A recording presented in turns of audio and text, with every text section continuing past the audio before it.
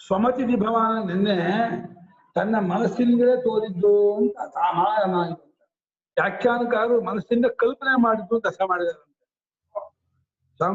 ಸ್ವಮತಿ ವಿಭಾವನ ಮಾತಿಗೆ ತನ್ನ ಮನೋಮಾತ್ರದಿಂದ ಎಂದರೆ ವಾಸದಿಂದ ಹುಟ್ಟಿದ ಎಂದು ಆಂದಿರಿ ವ್ಯಾಖ್ಯಾನ. ಅದು ಕಾಮಜನ್ಯಾನದಲ್ಲೇ ಅದು ಬರೋದ್ರಿಂದ ಮನಸ್ಸೇ ವಿಷಯವನ್ನು ಪಡೆಯುವ ವಿಶೇಷಾರ್ಥ ನಾವು ತೆಗೆದೀವಿ. ಅದೇ ಕರೆಕ್ಟು. ಮನಸ್ಸಿಗಿಂತ ಬೇರೆಯಾಗಿ ವಿಷಯ ಇಲ್ಲ ಅನ್ನೋ ಅರ್ಥ ತೆಗೆದೀವಿ. ಎನ್ನೆ ಮಂಗಳ ಶ್ಲೋಕಕ್ಕೆ ಸುಮ್ಮನೆ ಶಬ್ದಾರ್ಥ ಹೇಳಿದ್ದೀನಿ. ನಾನು ವಿಶೇಷವಾಗಿ ಆಯಾ ಪದವನ್ನು ಯಾಕೆ ಹಾಕಿದ್ರು ಇದು ವಿಷಯ ಏನು ಅದನ್ನ ಹೇಳಕ್ ಹೋಗುದಿಲ್ಲ. ನೇರವಾಗಿ ಇವಾಗ ಭಾಷ್ಯಕ್ಕೆ ಬಂದ್ಬಿಡ್ತೀನಿ. ಓಮಿತ್ಯೇತದಕ್ಷರಂ ಸರ್ವಂ ತಸ್ವೋಪವ್ಯಾಖ್ಯಾನಂ. ಎಲ್ಲವೂ ಏನೇನಿದೆಯೋ ಈ ಜಗತ್ತಲ್ಲಿ ಎಲ್ಲವೂ ಓಂಕಾರವೇ ಅಂತ ಅದಕ್ಕೆ ಅರ್ಥ. ಇದಂ ಸರ್ವಂ ಓಮಿತ್ಯೇತದು. ಇದಂ ಸರ್ವನೇನೋ ಇದೆಲ್ಲವೂ ಅಂತಿದೆಯಲ್ಲ, ಇದೆಲ್ಲವೂ ಏನು ನಾಮ ರೂಪ ಕ್ರಿಯೆ ಜಾತಿ ದ್ರವ್ಯ ಸಂಬಂಧ ಅಂತ ಏನೇನು ತೋರ್ತಾ ಇದೆ ಜಗತ್ತಲ್ಲಿ ಅದೆಲ್ಲವೂ ಓಂಕಾರವೇ. ಅದರ ವ್ಯಾಖ್ಯಾನವು ಆರಂಭವಾಗುತ್ತೆ ಎಂದು ಶುರು ಆಗುತ್ತೆ.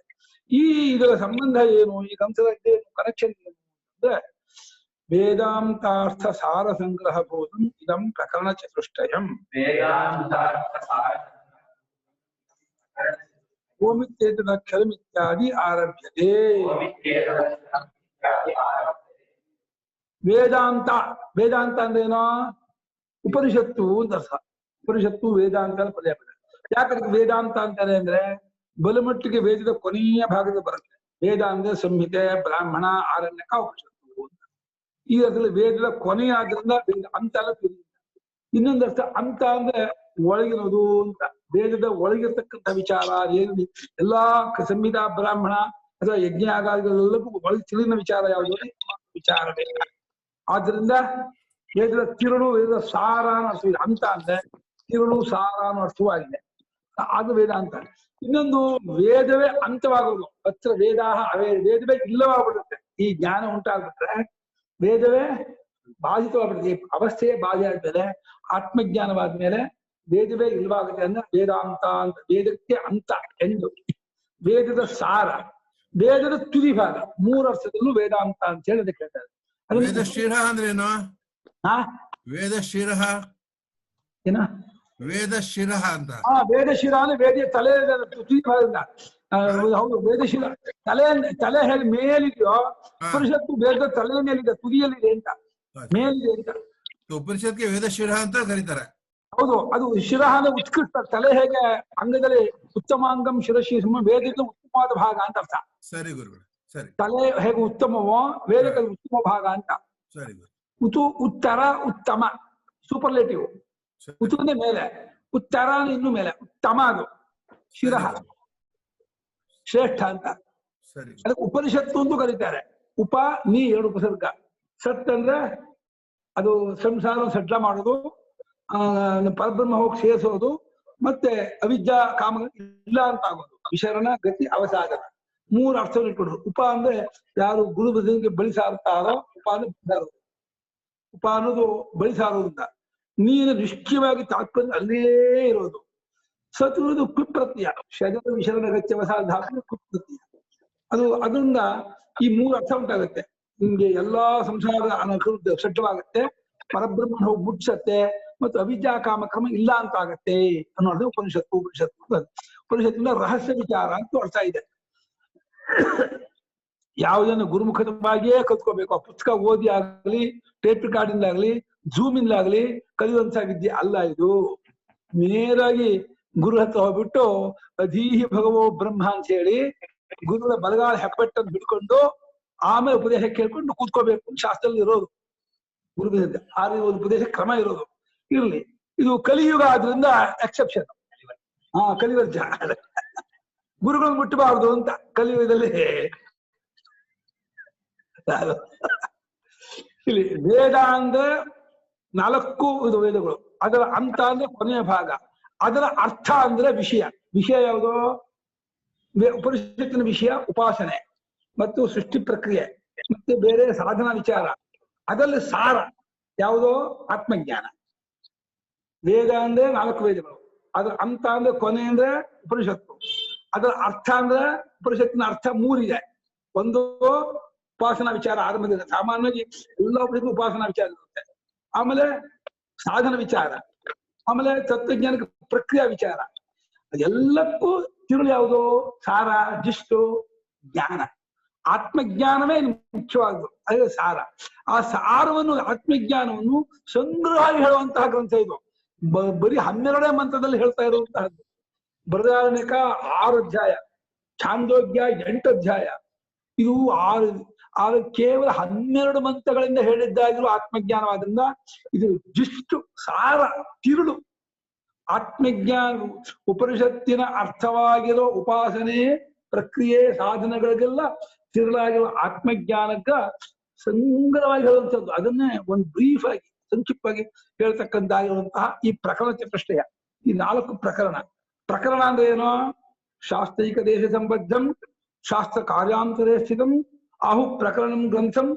ಆಹು ಪ್ರಕರಣಂ ನಾಮ ಗ್ರಂಥಂ ಆತ್ಮ ವಿಚಕ್ಷಣ ಅಂತ ಸ್ವಾಮಿ. ಆಹು ಪ್ರಕರಣಂ ಗ್ರಾಮ ಗ್ರಂಥಭೇದಂ ಕ್ಲೇಶಾಪಲ್ಲಿ ಕೊಟ್ಟಿದ್ದಾರೆ 15ನೇ ಪೇಜಲ್ಲಿ. ಶಾಸ್ತ್ರ ಒಂದು ಏಕದೇಶಕ್ಕೆ ಸಂಬಂಧಪಟ್ಟಿದ್ದು, ಶಾಸ್ತ್ರದಲ್ಲಿ ಇನ್ನೂ ಹೇಳದೇ ಅನೇಕ ಕಾರ್ಯಗಳನ್ನು ತೋರಿಸ್ಬಿಟ್ಟು ಯುಕ್ತಿಗಳನ್ನ, ದೃಷ್ಟಾಂತಗಳನ್ನ, ಅನುಭವವನ್ನು ತೋರಿಸಿ ತಿಳಿಸಿಕೊಡುವಂತಹ ಗ್ರಂಥಕ್ಕೆ ಪ್ರಕರಣ ಅಂತ ಹೇಳ್ತಾರೆ. ಆ ಪ್ರಕರಣವು ಈ 4 ಪ್ರಕರಣ.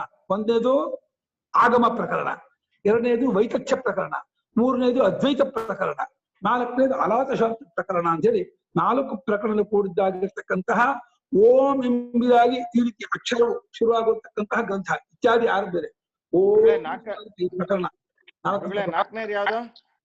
ಅಲಾತ ಶಾಂತಿ ಪ್ರಕರಣ. ಅಲಾತ ಅಂದ್ರೆ ಕೊಳ್ಳಿ, ಅದು ಶಾಂತಿಯಿಂದ ಅಡಗೋದು, ಕೊಳ್ಳಿ ಶಾಂತಿ. ಹಾ, ಈ ಓಂ ಎಂಬುದೇ ಅಕ್ಷರವಾಗಿ ಈ ರೀತಿ ಆರಂಭವಾಗುತ್ತೆ. ಆ 4 ಪ್ರಕರಣವು ಶುರುವಾಗೋದು ಓಮಿತ್ಯೇತ ಅಕ್ಷರವಿದಂ ಅಂತ ಹೇಳಿ ಆರಂಭವಾಗುತ್ತೆ ಅಂತ ಆ ವಾಕ್ಯಕ್ಕೆ ಅರ್ಥ. ಅತೇವ ನ ಪೃಥಕ್ ಸಂಬಂಧ ಅಭಿಧೇಯ ಪ್ರಯೋಜನಾನಿ ವಕ್ತವ್ಯಾನಿ. ಆದ್ದರಿಂದಲೇ, ಏನಾದ್ದರಿಂದಲೇ?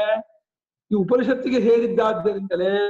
ಯಾವುದೋ ಈ 4 ಪ್ರಕರಣಗಳು, ಈ 4 ಪ್ರಕರಣಗಳು ಉಪನಿಷತ್ತಿಗೆ ಸೇರಿದ್ದಾದ್ದರಿಂದಲೇ ಉಪನಿಷತ್ತುಗಳಿಗೆ ಏನು ಅಭಿಧೇಯ, ಸಂಬಂಧ, ಅಧಿಕಾರಿ, ವಿಷಯ, ಪ್ರಯೋಜನ.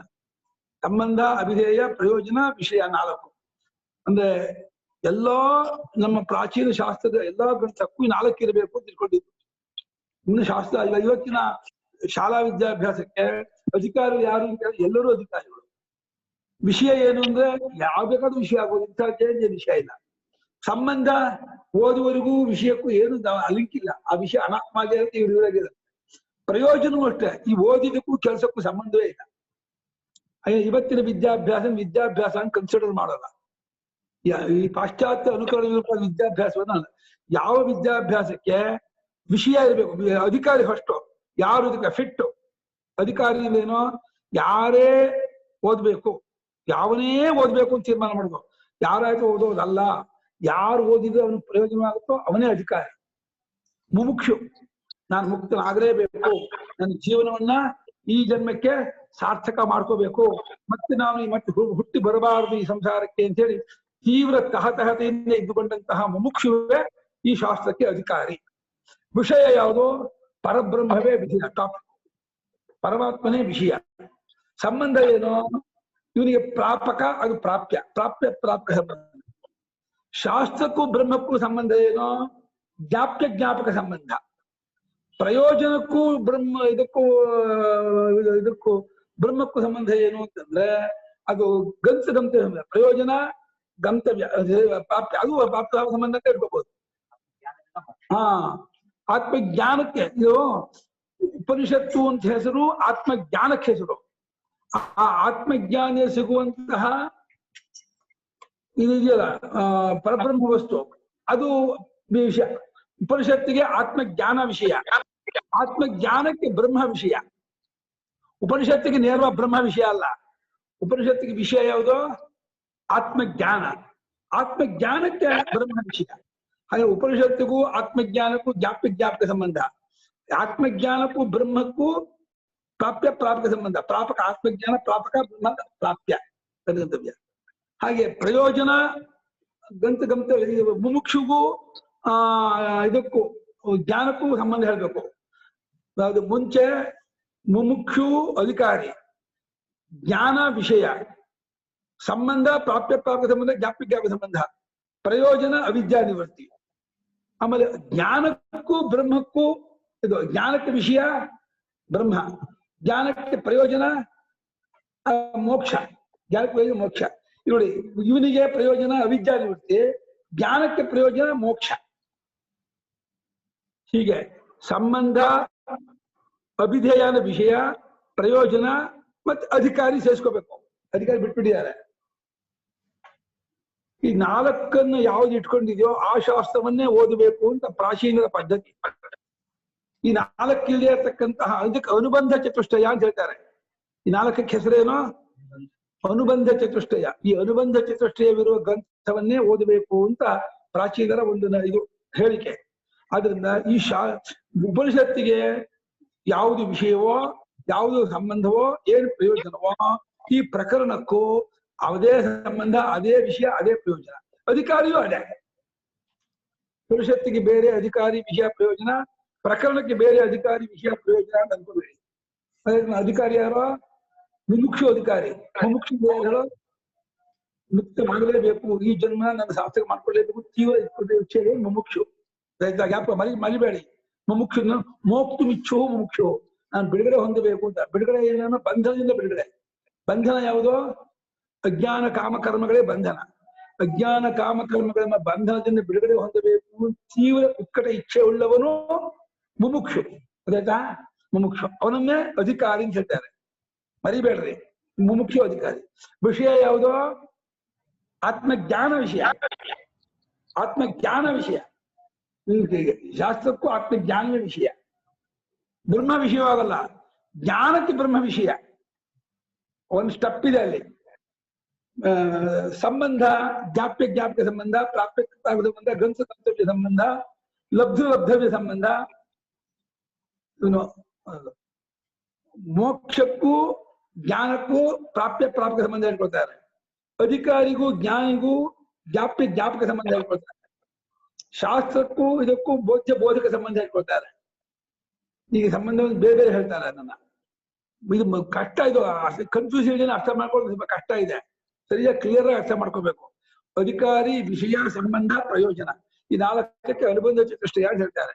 ಅಧಿಕಾರಿನ ತೀವ್ರವಾಗಿ ಅದೇ ಬೇಕು ಅಂತ ಅಪೇಕ್ಷೆ ಪಡೋ ಮುಮುಕ್ಷುವೇ ಅಧಿಕಾರಿ. ಅದೇ ಜ್ಞಾನವೇ ವಿಷಯ, ಅದು ಬ್ರಹ್ಮವೂ ವಿಷಯ ಅಂತ ಹೇಳ್ಕೊಳ್ಳಿ, ಸೇರಿಸ್ಕೊಳ್ಳಿ ಜ್ಞಾನವನ್ನು ಬ್ರಹ್ಮ. ಆಮೇಲೆ ಮೋಕ್ಷವೇ ಪ್ರಯೋಜನ, ಅದು ಆತ್ಮಜ್ಞಾನ ಪ್ರಯೋಜನ, ಅವಿದ್ಯಾ ನಿವೃತ್ತಿಯೇ ಪ್ರಯೋಜನ. ಸಂಬಂಧ ಜ್ಞಾಪ್ಯ ಜ್ಞಾಪಕ, ಪ್ರಾಪ್ಯ ಪ್ರಾಪಕ ಸಂಬಂಧ. ಇದು ಉಪನಿಷತ್ತಿಗೆ ಪ್ರಕರಣಕ್ಕೂ ಅದೇ. ಅದಾದ್ದರಿಂದ ಪೃಸಕ್ನ ವಕ್ತವ್ಯ ಅಂದ್ರು. ಪೃಸಕ್ತನ್ನೇ ಬೇರೆಯಾಗಿ ಪ್ರಕರಣಕ್ಕೆ ಅಧಿಕಾರಿ, ಸಂಬಂಧ, ವಿಷಯ, ಪ್ರಯೋಜನ ಹೇಳಬೇಕಾಗಿಲ್ಲ. ಶಾಸ್ತ್ರಕ್ಕೆ ಹೇಳಿದ್ದೇನೆ. ಮೂರೇ ಹೇಳಿದ್ಯಾ? ಇಲ್ಲಿ ಮೂರೇ ಹೇಳಿದಾರೆ ಗುರುಗಳೇ. ಅದು ಅಧಿಕಾರಿ ಅಂಡರ್ಸ್ಟುಡ್ ಅಮ್ಮ. ಹಾ, ಅಧಿಕಾರಿ ಅಂಡರ್ಸ್ಟುಡ್ ಮಾಡಿದ್ದಾರೆ. ಹಾ, ಇಲ್ಲಿ ಸಂಬಂಧ, ಪ್ರಯೋಜನ, ಅಭಿಧೇಯ ಮೂರೇ ಹೇಳಿದ್ದಾರೆ. ಹಾ, ಅದಕ್ಕೆ ಮತ್ತೆ ವಿವರಣೆ ಕೊಡ್ತಾರೆ. ಯಾನ್ಯೇವತು ವೇದಾಂತೆ ಸಂಬಂಧ ಅಭಿಧೇಯ ಪ್ರಯೋಜನಾನಿ ತಾನ್ಯೇವ ಇಹ ಭವಿತುಮರ್ಹಂತಿ. ಹಿಂದಿನ ವಾಕ್ಯಕ್ಕೆ ವ್ಯಾಖ್ಯಾನ ಇದು. ಹಿಂದಿನ ವಾಕ್ಯ ಸಂಗ್ರಹ ವಾಕ್ಯ, ಅದಕ್ಕೆ ವಿಷಯ ಇದು ವಿವರಣೆ.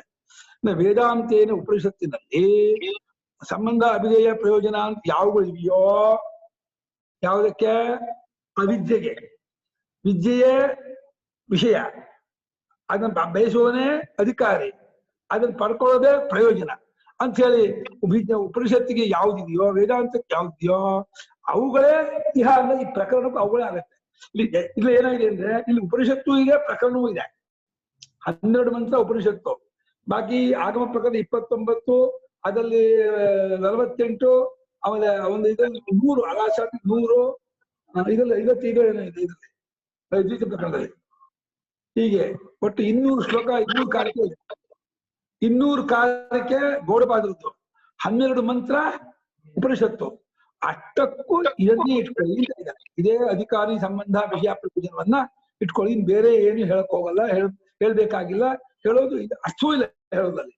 4ಕ್ಕೆ ತಥಾಪಿ ಪ್ರಕರಣ ವ್ಯಾಚಿಖ್ಯಾಸುನಾ ಸಂಕ್ಷೇಪ್ತಃ ವಕ್ತವ್ಯಾನಿ.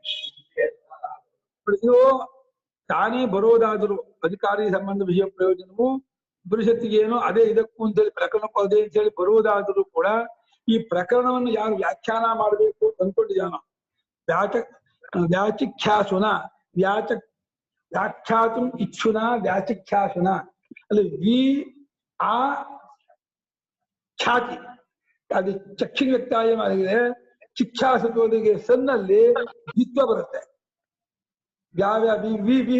ಖ್ಯಾ ಆಗ್ಬಿಟ್ಟು ಖಾಗೆ ಕುತ್ವ ಬಂದು ಕೋಕು ಚತ್ವ ಬಂದು ಶಿಕ್ಷಾಸು ಅಂತಾಗುತ್ತೆ. ವಿ ಆ ಉಪಸರ್ಗ ವ್ಯಾಖ್ಯಾನ ಮಾಡಬೇಕೆಂದು ಇಷ್ಟಪಟ್ಟುಕೊಂಡವನಿಂದ ಅಂತ ಅದಕ್ಕೆ ಅರ್ಥ. ಈ ಪ್ರಕರಣಕ್ಕೆ ವ್ಯಾಖ್ಯಾನ ಮಾಡಬೇಕು ಅಂತ ಇಷ್ಟಪಟ್ಟುಕೊಂಡವನಿಂದ ಯಾರವರು? ಶಂಕರಾಚಾರ್ಯ. ಈ 4 ಪ್ರಕರಣಕ್ಕೆ ವ್ಯಾಖ್ಯಾನ ಮಾಡಬೇಕು ಅಂತ ಇಷ್ಟಪಟ್ಟುಕೊಂಡವನಾದ ನಾನು ಈ ಸಂಕ್ಷೇಪವಾಗಿ ಅದನ್ನ ಹೇಳಬೇಕು ಅಂತ ಇದ್ದಾರೆ. ಯಾವ್ದನ್ನ ಹೇಳ್ಬೇಕು? ಅನುಬಂಧ ಚತುಷ್ಟಯ. ಯದ್ಯಪಿ ಚರಿತಾರ್ಥವಾಗುವುದಾದರೂ ಬಾಕಿ ಉಪನಿಷತ್ತಿಗೆ ಹೇಳಿದ್ದೆ ಇದಕ್ಕೂ ಆಗುವುದಾದರೂ ಇಲ್ಲೊಮ್ಮೆ ಪ್ರಕರಣಕ್ಕೆ ವ್ಯಾಖ್ಯಾನ ಮಾಡ್ಬೇಕು ಅಂತ ಅಂದ್ಕೊಂಡಂತ ನಾನು ಆ ಅನುಬಂಧ ಚತುಷ್ಟಯವನ್ನು ಹೇಳ್ಬೇಕು, ಅದನ್ನ ಹೇಳ್ತೀನಿ ಅಂತ ಇದ್ದಾರೆ. ಏನ್ ಹೇಳ್ತಾರೆ? ಒಂದೇ ವಾಕ್ಯ ಹೇಳ್ತಾರೆ. ಏನ್ ಹೇಳ್ತಾರೆ? ತತ್ರ ಪ್ರಯೋಜನ ಸಾಧನಾಭಿವ್ಯಂಜಕತ್ವೇನ ವಿಧೇಯ ಸಂಬದ್ಧಂ ಶಾಸ್ತ್ರಂ ಪಾರಂಪರ್ಯೇಣ ವಿಶಿಷ್ಟ ಸಂಬಂಧ ಅವಿಧೇಯ ಪ್ರಯೋಜನವತ್ ಭವತಿ. ನೋಡಿ, ಒಂದೇ ವಾಕ್ಯ ಹೇಳ್ಬಿಟ್ರು. ಪ್ರಯೋಜನ ಯಾವುದು? ಮೋಕ್ಷ ಅಥವಾ ಆತ್ಮಜ್ಞಾನ. ಜ್ಞಾನಕ್ಕೆ ಮೋಕ್ಷ ಪ್ರಯೋಜನ, ಶಾಸ್ತ್ರಕ್ಕೆ ಅಧಿಕಾರಿಗೆ ಜ್ಞಾನ ಪ್ರಯೋಜನ. ಪ್ರಯೋಜನವನ್ನುಳ್ಳದ್ದು ಯಾವುದೋ? ಶಾಸ್ತ್ರ. ಪ್ರಯೋಜನವನ್ನುಳ್ಳದ್ದಾಗಿರುವ ಅಥವಾ ಜ್ಞಾನ. ಮೋಕ್ಷ ಪ್ರಯೋಜನ ಅನ್ಕೊಂಡ್ರೆ ಮೋಕ್ಷ ಪ್ರಯೋಜನ ಉಳ್ಳದ್ದು ಯಾವುದು? ಜ್ಞಾನ. ಆ ಜ್ಞಾನವೆಂಬ ಸಾಧನ, ಜ್ಞಾನವೇ ಸಾಧನ ಯಾವುದಕ್ಕೆ? ಮೋಕ್ಷ ಪ್ರಾಪ್ತಿಗೆ. ಈಗ ಮೋಕ್ಷ ಪ್ರಯೋಜನ. ಮೋಕ್ಷ ಅಂದ್ರೆ ಆತ್ಯಂತಿಕ ಪುರುಷಾರ್ಥ, ನಿರ್ತಿಶ ಆನಂದ, ಮಿಗಿಲಷ್ಟು ಹೆಚ್ಚಿನ ಆನಂದ, ಶಾಂತಿ, ಸುಖ ಇದೆಯಲ್ಲ, ಅದೇ ಪ್ರಯೋಜನ, ಅದೇ ಮೋಕ್ಷ. ಆ ಪ್ರಯೋಜನವನ್ನುಳ್ಳದ್ದು. ಪ್ರಯೋಜನ ಉಳ್ಳದ್ದು ಯಾವುದೋ? ಆತ್ಮಜ್ಞಾನ. ಹೇಗೆ ಧನವನ್ನುಳ್ಳವನು ದೇವದತ್ತನೋ, ಪ್ರಯೋಜನವನ್ನುಳ್ಳದು, ಮೋಕ್ಷವನ್ನ ಆನಂದವನ್ನುಳ್ಳದ್ದು ಆತ್ಮಜ್ಞಾನ. ಆ ಆತ್ಮಜ್ಞಾನವೆಂಬ ಸಾಧನವನ್ನ ಅಭಿವ್ಯಂಜಕ ತೋರ್ಪಡಿಸುವುದರಿಂದ. ಆತ್ಮಜ್ಞಾನ ಅಂದ್ರೆ ಏನು ತೋರ್ಪಡಿಸ್ತೀನಿ ಅಂತ ಹೊರಟಿದೆ ಶಾಸ್ತ್ರ. ಆತ್ಮಜ್ಞಾನ ಅಂತ ಅಂತಾರಲ್ಲ, ಆತ್ಮಜ್ಞಾನ ಅಂತಂದ್ರೆ ಏನಪ್ಪಾ ಅಂತ ಹೇಳಿದ್ರೆ ಅದು ಅಭಿವ್ಯಂಜ. ವ್ಯಂಜ ಅಂಜು ವ್ಯಕ್ತಿ ರಕ್ಷಣ ಕಾಂತಿ ಗತಿಸುವುದಾದ. ಅಭಿವ್ಯಂಜಕ ಅಂದ್ರೆ ತೋರ್ಪಡಿಸೋದು, ಗೊತ್ತುಪಡಿಸೋದು, ಬೆಳಗೋದು, ಇದಕ್ಕೆ ತರೋದು. ಅದನ್ನ ಮಾಡುವುದ್ರ ಮೂಲಕ ಅಭಿಧೇಯ ಸಂಬದ್ಧ. ಅಭಿಧೇಯ ಯಾವುದೋ? ಜ್ಞಾನ ಮತ್ತು ಬ್ರಹ್ಮ. ಬ್ರಹ್ಮಕ್ಕೆ ಸಂಬಂಧಪಟ್ಟಂತಹ ಶಾಸ್ತ್ರ ಜನ, ಅಂದ್ರೆ ಜ್ಞಾನಕ್ಕೆ ಸಂಬಂಧಪಟ್ಟ ಶಾಸ್ತ್ರ ಜನ ಪರಂಪರೆಯಿಂದ. ಅಂದ್ರೆ ಜ್ಞಾನಕ್ಕೆ 4 ಹೇಗೋ ಶಾಸ್ತ್ರಕ್ಕೂ 4 ಇದೆ ಅಂತ ಇದ್ದಾರೆ. ಜ್ಞಾನಕ್ಕೂ ಅಧಿಕಾರಿ, ಜ್ಞಾನಕ್ಕೂ ವಿಷಯ, ಜ್ಞಾನಕ್ಕೂ ಪ್ರಯೋಜನ, ಜ್ಞಾನಕ್ಕೂ ಸಂಬಂಧ. ಹಾಗೆ ಶಾಸ್ತ್ರಕ್ಕೂ ಅಧಿಕಾರಿ, ಶಾಸ್ತ್ರಕ್ಕೂ ವಿಷಯ, ಶಾಸ್ತ್ರಕ್ಕೂ ಪ್ರಯೋಜನ, ಶಾಸ್ತ್ರಕ್ಕೂ ಸಂಬಂಧ. ಜ್ಞಾನ ಶಾಸ್ತ್ರ ಇಟ್ಕೊಂಡಿದ್ದಾರೆ. ಜ್ಞಾನದಿಂದ ಪರಮಪುರುಷಾರ್ಥ, ಜ್ಞಾನ ಶಾಸ್ತ್ರದಿಂದ. ಗೊತ್ತಾಯ್ತನಾ? ಶಾಸ್ತ್ರ ಅಂದ್ರೆ ಉಪನಿಷತ್ತು. ಆತ್ಮಜ್ಞಾನವಾಯ್ತು, ಇವರ ಘಟಾನ್, ಈ ಕೃತಾರ್ಥನಾದೆ. ಆತ್ಮಜ್ಞಾನ ಉಂಟಾಗೋದಕ್ಕೆ ಉಪನಿಷತ್ತೇ ಹೇಳಬೇಕು. ಹಾಗಾಗಿ ಆತ್ಮಜ್ಞಾನಕ್ಕೆ ಯಾವ ಸಾಧನ, ವಿಷಯ, ಸಂಬಂಧ, ಪ್ರಯೋಜನ ಇದೆಯೋ ಅದಕ್ಕೆ ಸಂಬಂಧಪಟ್ಟ ಶಾಸ್ತ್ರವು ಕೂಡ ಪರಂಪರೆಯಿಂದ ಡೈರೆಕ್ಟ್ ಆಗಿ ಮೋಕ್ಷ ಕೊಡಲ್ಲ. ಶಾಸ್ತ್ರಕ್ಕೆ ನೇರ ಮೋಕ್ಷ. ಅದಕ್ಕೆ ಪರಂಪರೆಯನ್ನ, ಅದಕ್ಕೆ ಇದನ್ನು ಉಪನಿಷತ್ ಅಂತ ಕರೀತಾರೆ. ಅಲ್ಲೂ ಗ್ರಂಥ ಅಲ್ಲ, ಪುಸ್ತಕ ಅಲ್ಲ, ಶಬ್ದರಾಶಿ. ವಿದ್ಯೆ ಅಂತ ಹೇಳೋ ಶಬ್ದರಾಶಿ. ಅದಕ್ಕೂ ವಿಶಿಷ್ಟ ಅಂದ್ರೇನೋ? ಅಸಾಧಾರಣವಾದ ಯುನಿಕ್ನೆಸ್, ಸ್ಪೆಷಲ್, ಅಸಾಧಾರಣವಾಗಿರ್ತಕ್ಕಂಥ ಒಂದು ಸಂಬಂಧ. ಅಂದ್ರೆ ಜ್ಞಾನದಿಂದಲೇ ಮೋಕ್ಷ ಅನ್ನೋದೇ ಅಸಾಧಾರಣ. ಯಾವುದರಿಂದಲೂ ಮೋಕ್ಷ ಆಗಲ್ಲ. ಹೌದು. ಆಮೇಲೆ ಜ್ಞಾನವು ಶಾಸ್ತ್ರದಿಂದಲೇ, ಅದು ಯುನಿಕ್ನೆಸ್. ಈ ಶಾಸ್ತ್ರಕ್ಕೆ ಹೇಳ್ತಿರೋದು ವಿಶಿಷ್ಟ ಸಂಬಂಧ. ಶಾಸ್ತ್ರದಿಂದಲೇ ಜ್ಞಾನವಾಗೋದು. ಉಪನಿಷದಂ ಪುರುಷಂ ಪೃಚ್ಛಾಮಿ, ಯೋಸು ಪುರುಷತ್ವೇವ ಅಧಿಗತ ಪುರುಷ. ಶಾಸ್ತ್ರವು ಒಂದು ವಿಶಿಷ್ಟವಾದ ಒಂದು ಅಸಾಧಾರಣವಾದ ಸಂಬಂಧವನ್ನು, ಅಭಿಧೇಯವನ್ನು, ವಿಷಯವನ್ನು, ಪ್ರಯೋಜನವನ್ನು ಉಳ್ಳದ್ದಾಗಿದೆ. ಅದನ್ನು ಬಯಸುವನೇ ಅಧಿಕಾರಿ. ಕಿಂ ಪುನಶ್ಚ ಪ್ರಯೋಜನ ಮಿತಿ. ಹಾಗಾದ್ರೆ ಆ ಪ್ರಯೋಜನ ಯಾವುದು? ಅದೆಂಥದ್ದು? ಎಲ್ಲೂ ಸಿಗದೇ ಇರುವ, ಯಾವುದರಿಂದಲೂ ಸಿಗದೇ ಇರುವ ವೇದಾಂತೈಕ ವೇದ್ಯವಾಗಿರ್ತಕ್ಕಂಥ ಪ್ರಯೋಜನ ಅಂದ್ರೆ ಆ ಪ್ರಯೋಜನದ ಸ್ವರೂಪ ಏನು, ಅದು ಹೇಗಿದೆ, ಆ ಪ್ರಯೋಜನ ಯಾವುದನ್ನ ಪ್ರಯೋಜನ ಅಂತಂತೀರಾ ಅಂತ ಕೇಳಿದ್ರೆ ಉಚ್ಯತೆ. ಉಚ್ಛೇದಿ ಕೇಳಿ ನೋಡಿ, ಪ್ರಯೋಜನ ಎಂಥದ್ದು ನೋಡಿ. ರೋಗಾರ್ಥ ಸೇವ ರೋಗ ನಿವೃತ್ತು ಸ್ವಸ್ಥತಾ ಅಥ ದುಃಖಾತ್ಮಕಸ್ಯ ಆತ್ಮನಃ ದ್ವೈತ ಪ್ರಪಂಚೋಪಶಮೇ ಸ್ವಸ್ಥತಾ ಅದ್ವೈತ ಭಾವ ಪ್ರಯೋಜನ. ನಮಗೆ ಆರೋಗ್ಯ ಮುಂಚೆನೇ ಇದೆ, ನಮ್ಮ ಆರೋಗ್ಯವಂತರೇ. ಏನೋ ಕಾರಣಕ್ಕೆ ನಮಗೆ ಜ್ವರ ಬಂತು ಅಥವಾ ಇನ್ನೇನೋ ಬೇರೆ ಬೇರೆ ಕಾಲರ ಬಂತು, ಸಿಡು ಬಂತು, ಇನ್ನೇನೋ ಬಂತು ಅಂತಂದ್ರೆ ಅದಕ್ಕೆ ಚಿಕಿತ್ಸೆ ಮಾಡ್ಕೊಂಡ್ಮೇಲೆ ನಾವು ಆರೋಗ್ಯ ಪಡ್ಕೊಳ್ತೀವಿ. ಹೇಗೆ, ಎಲ್ಲಿಂದ ಪಡ್ಕೊಳ್ತೀವಿ? ಇದನ್ನ ಈಗ ಮೈಸೂರನ್ನ ಪಡ್ಕೊಳ್ತೀವಿ, ತುಮಕೂರನ್ನ ಪಡ್ಕೊಳ್ತೀವಿ, ಹೋಗಿ ಪಡ್ಕೊಳ್ತೀವ? ಹೊರಗಡೆಯಿಂದ ಪಡ್ಕೊಳ್ತೀವಿ ಆರೋಗ್ಯವನ್ನ. ಆರೋಗ್ಯವನ್ನು ಎಲ್ಲಿಂದ ಪಡ್ಕೊಳ್ತೀವಿ? ನಮ್ಮಲ್ಲೇ ಇದ್ದ ಆರೋಗ್ಯ ಅದು. ಆರೋಗ್ಯ ಮುಂಚೆ ಇದ್ವಿ, ಏನೋ ಧಾತು ವೈಷಮ್ಯದಿಂದ ಅನಾರೋಗ್ಯ ಉಂಟಾಯಿತು. ಚಿಕಿತ್ಸೆಯಿಂದ ಧಾತು ಸಾಮ್ಯತೆ ಉಂಟಾದ್ಮೇಲೆ ಆರೋಗ್ಯ ತೋರ್ಕೊಳುತ್ತೆ. ಆರೋಗ್ಯ ಪಡ್ಕೊಳ್ಳೋದು ಅಂದ್ರೆ ಗೈನಿಂಗ್ ಅಲ್ಲ, ಹೊರಗಡೆಯಿಂದ ಪಡ್ಕೊಳ್ಳೋದಲ್ಲ. ಇವಾಗ ಮೊಬೈಲ್ ಪಡ್ಕೊಳ್ತೀಯ, ವಾಹನ ಪಡ್ಕೊಳ್ತೀಯ, ವಾಚ್ ಪಡ್ಕೊಳ್ತೀಯ. ಹಾಗೆ ಆರೋಗ್ಯ ಹೊರಗಡೆ ಪಡ್ಕೊಳ್ಳೋದಲ್ಲ. ಆರೋಗ್ಯ ಎಲ್ಲಿರುತ್ತೆ? ದೇಹದಲ್ಲೇ ಇದೆ. ಏನೋ ಕಾರಣದಿಂದ ಅನಾರೋಗ್ಯ ಬಂದ್ಬಿಡ್ತು. ಹಾಗೆ ರೋಗಾರ್ಥಸ್ಯ, ಆರ್ಥ ಅಂದ್ರೆ ಪೀಡಿತ, ರೋಗದಿಂದ ಕಾಯಿಲೆಯಿಂದ ಪೀಡಿತನಾದವನಿಗೆ ಚಿಕಿತ್ಸೆಯಿಂದ ರೋಗ ನಿವೃತ್ತಿಯಾಗಲಾಗಿ, ಚಿಕಿತ್ಸೆಯಿಂದ ಸೇರಿಸ್ಕೋಬೇಕು.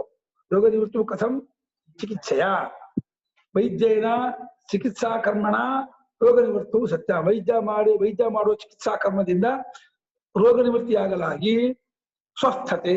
ಇವಾಗ ನೀವು ಸ್ವಸ್ಥರು ಅಂದ್ರೇನೋ ಆರೋಗ್ಯವಂತರೋ. ನೀವು ನೀವಾಗೇ ಇದೀರ. ಇವಾಗ ಸ್ವಾಮಿ ಕರೋನಾ ಬಂದ್ಬಿಡಿದೆ, ಏನೋ ಆಗ್ಬಿಡಿದೆ, ಒದ್ದಾಡ್ತಾ ಇದೀವಿ ಅಂತಂದ್ರೆ ಹೋಗಿ ಕ್ವಾರಂಟೈನ್ ಹೋಗಿ ಹಾಕೊಳ್ಳಿ, ವೆಂಟಿಲೇಟರ್ ಹಾಕೊಳ್ರಿ.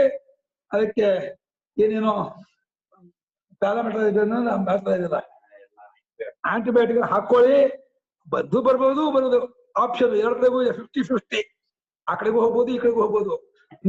ಪ್ರಾರಬ್ಧ ವಿಶೇಷ ಉಳಿದಿದ್ರೆ ಬರ್ತೀರಾ, ಪ್ರಾರಬ್ಧ ವಿಶೇಷ ಮುಗಿದು ಹೋಗಿದ್ರೆ ಹಂಗೆ ಮುಂದಕ್ಕೆ ಹೋಗ್ತೀರಾ. ಆಮೇಲೆ ರಾಮ್ ಸತ್ಯ ಹಾಯ್, ರಾಮ್ ಸತ್ಯ ಹೈ ನಿನ್ಗಳು ಬರ್ತಾರೆ. ಪ್ರಾರಬ್ಧ ಮುಗಿತಿದ್ರೆ ರಾಮ್ ಸತ್ಯ ಹಾಯ್ ಅಂತಾರೆ. ಪ್ರಾರಬ್ಧ ಉಳಿತು ಅಂತಂದ್ರೆ ಬಂದ ಪುರೋಹಿತರು ಬರಲ್ಲ. ಬ್ರೆಡ್ ಬಿಸ್ಕತ್ ಕೊಡಕ್ ಬರ್ತಾರೆ. ಆರೋಗ್ಯ ಪುರೋಹಿತರು ಬರಲ್ಲ. ಮುಗೀತು ಅಂದ್ರೆ ಪ್ರಾರಬ್ಧ ಮುಗಿದ್ರೆ ಪುರೋಹಿತರು ಕೂಡ ಬರಲ್ಲ ಕಳ್ಸಕ್ಕೆ. ಬರ್ತಾರೆ. ಚೆನ್ನಾಗಿ ದುಡ್ಡು ಕೊಡ್ಬೇಕು. ಅದು 2000 ಕನಕಾಂಬರ ನೋಡ್ಬೇಕು. ಬರಲ್ಲ, ಈಗ ಬರೋದಿಲ್ಲ. ನೀವ್ ಹೇಳಿದ್ರು ಹೋಗೋಕೆ. ನಾನು ಕಳಿಸ್ತೀನಿ. ಎಷ್ಟು ಕೊಡ್ತೀರಾ ಹೇಳಿ? ಹೋಗೋದು ಬೇಡ.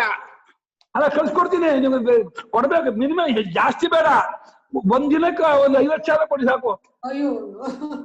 ಅವಾಗ ಕರೋನಾನೇ ಹೋಗಿಸ್ಕೋಬಹುದು. ಸತ್ತವನಿಂದ ಹೊರಿಸ್ಕೋತಾರೆ. ಅಲ್ಲ, ಪ್ರಾರಬ್ಧ ಈ ಕಡೆಗೆ ಉಲ್ಟಾ ಆಗ್ಬಿಡುತ್ತೆ. ಅಲ್ಲ, ದಿನಕ್ಕೆ 50,000 12 ದಿವಸದಲ್ಲಿ ದಿನಕ್ಕೆ 50,000 ಕೊಡಿ ಸಾಕು. ಗೊತ್ತಾಯ್ತು ಗುರುಗಳೇ. ಆತರ ಕೊಟ್ಟು 12 ದಿನ ಮಾಡೋ ಬದಲು 12 ದಿನ 14 ದಿನ ಕ್ವಾರಂಟೈನ್ ನಲ್ಲಿ ಇದ್ದು ಈ ಕಡೆಗೆ ಬರ್ಬೋದು.